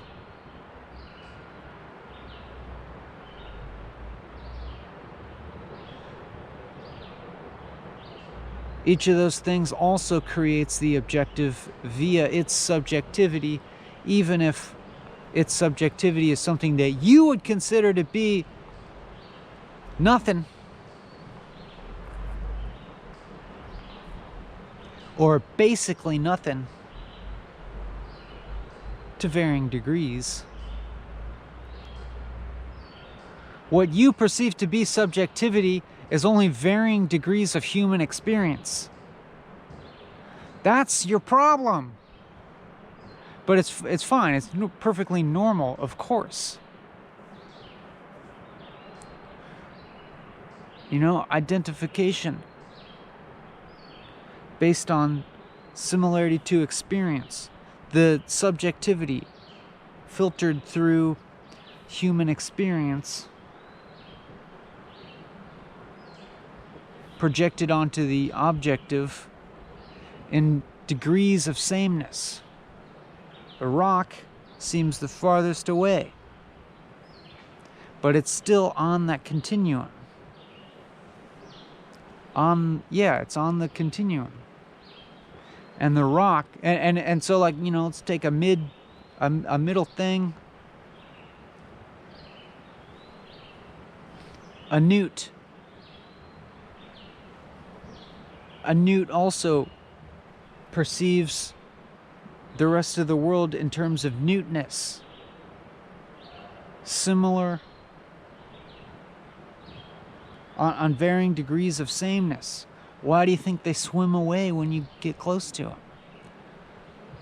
They're like, that thing is not very newt-like. Or there's a recognition there, like there's something maybe vaguely newt-like about this giant thing coming close to the edge of the water.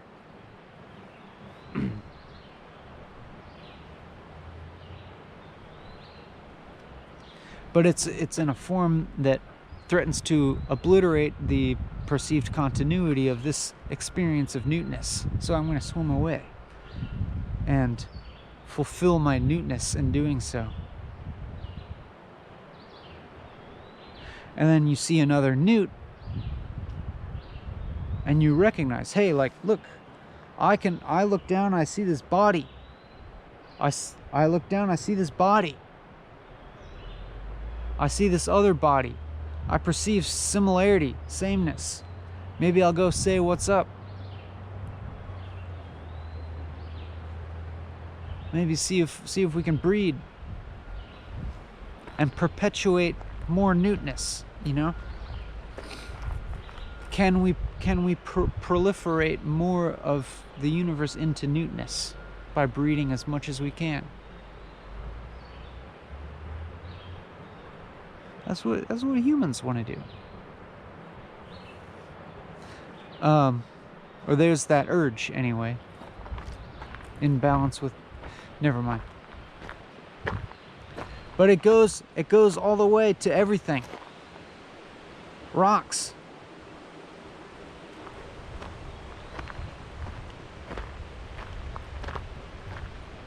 It goes beyond the point of perception. Because rocks don't perceive. They don't perceive. But there's a form of subjectivity there, to the extent there's a form of subjectivity here. It's not what we perceive as complexity. Why do you think we perceive ourselves as the most complex beings that we know of? Why do you think humans think that we are the most like God? Why do you think humans think that God created us in His image? Because we perceive reality as a reflection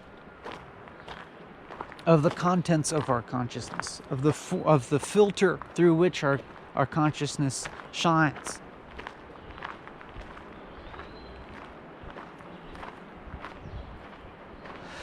Because we perceive everything in terms of humanness, and how could we not, you know? How could we not?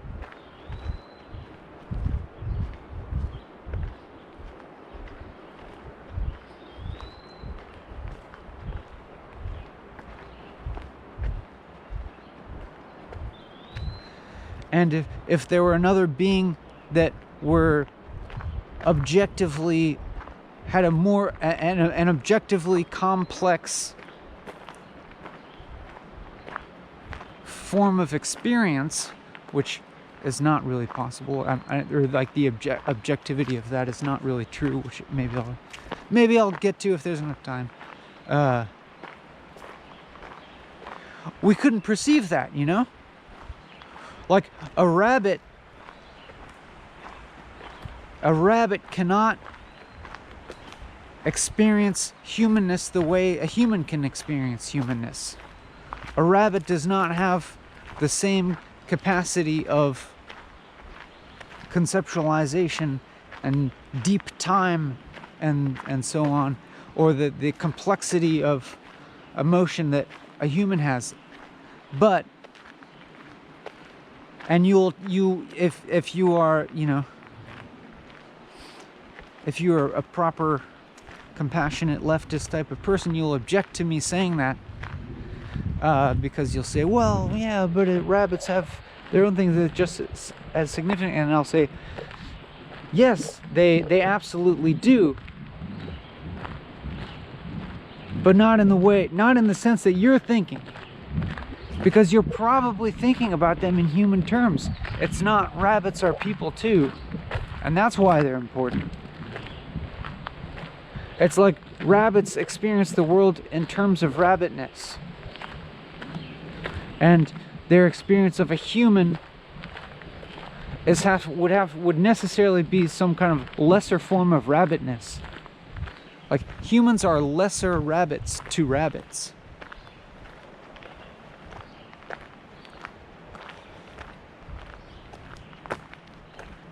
Anywho,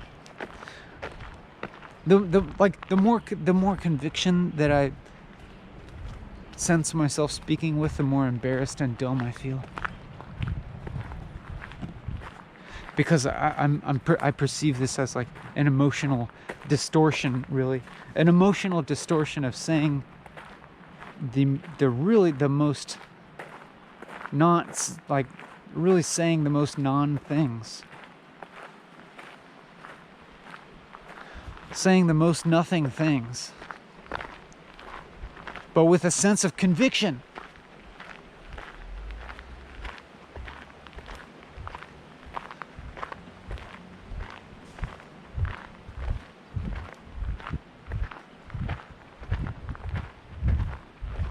But, you know, continuously dissatisfied with my own attempt at explanation, and even dissatisfied at the mere idea of explanation.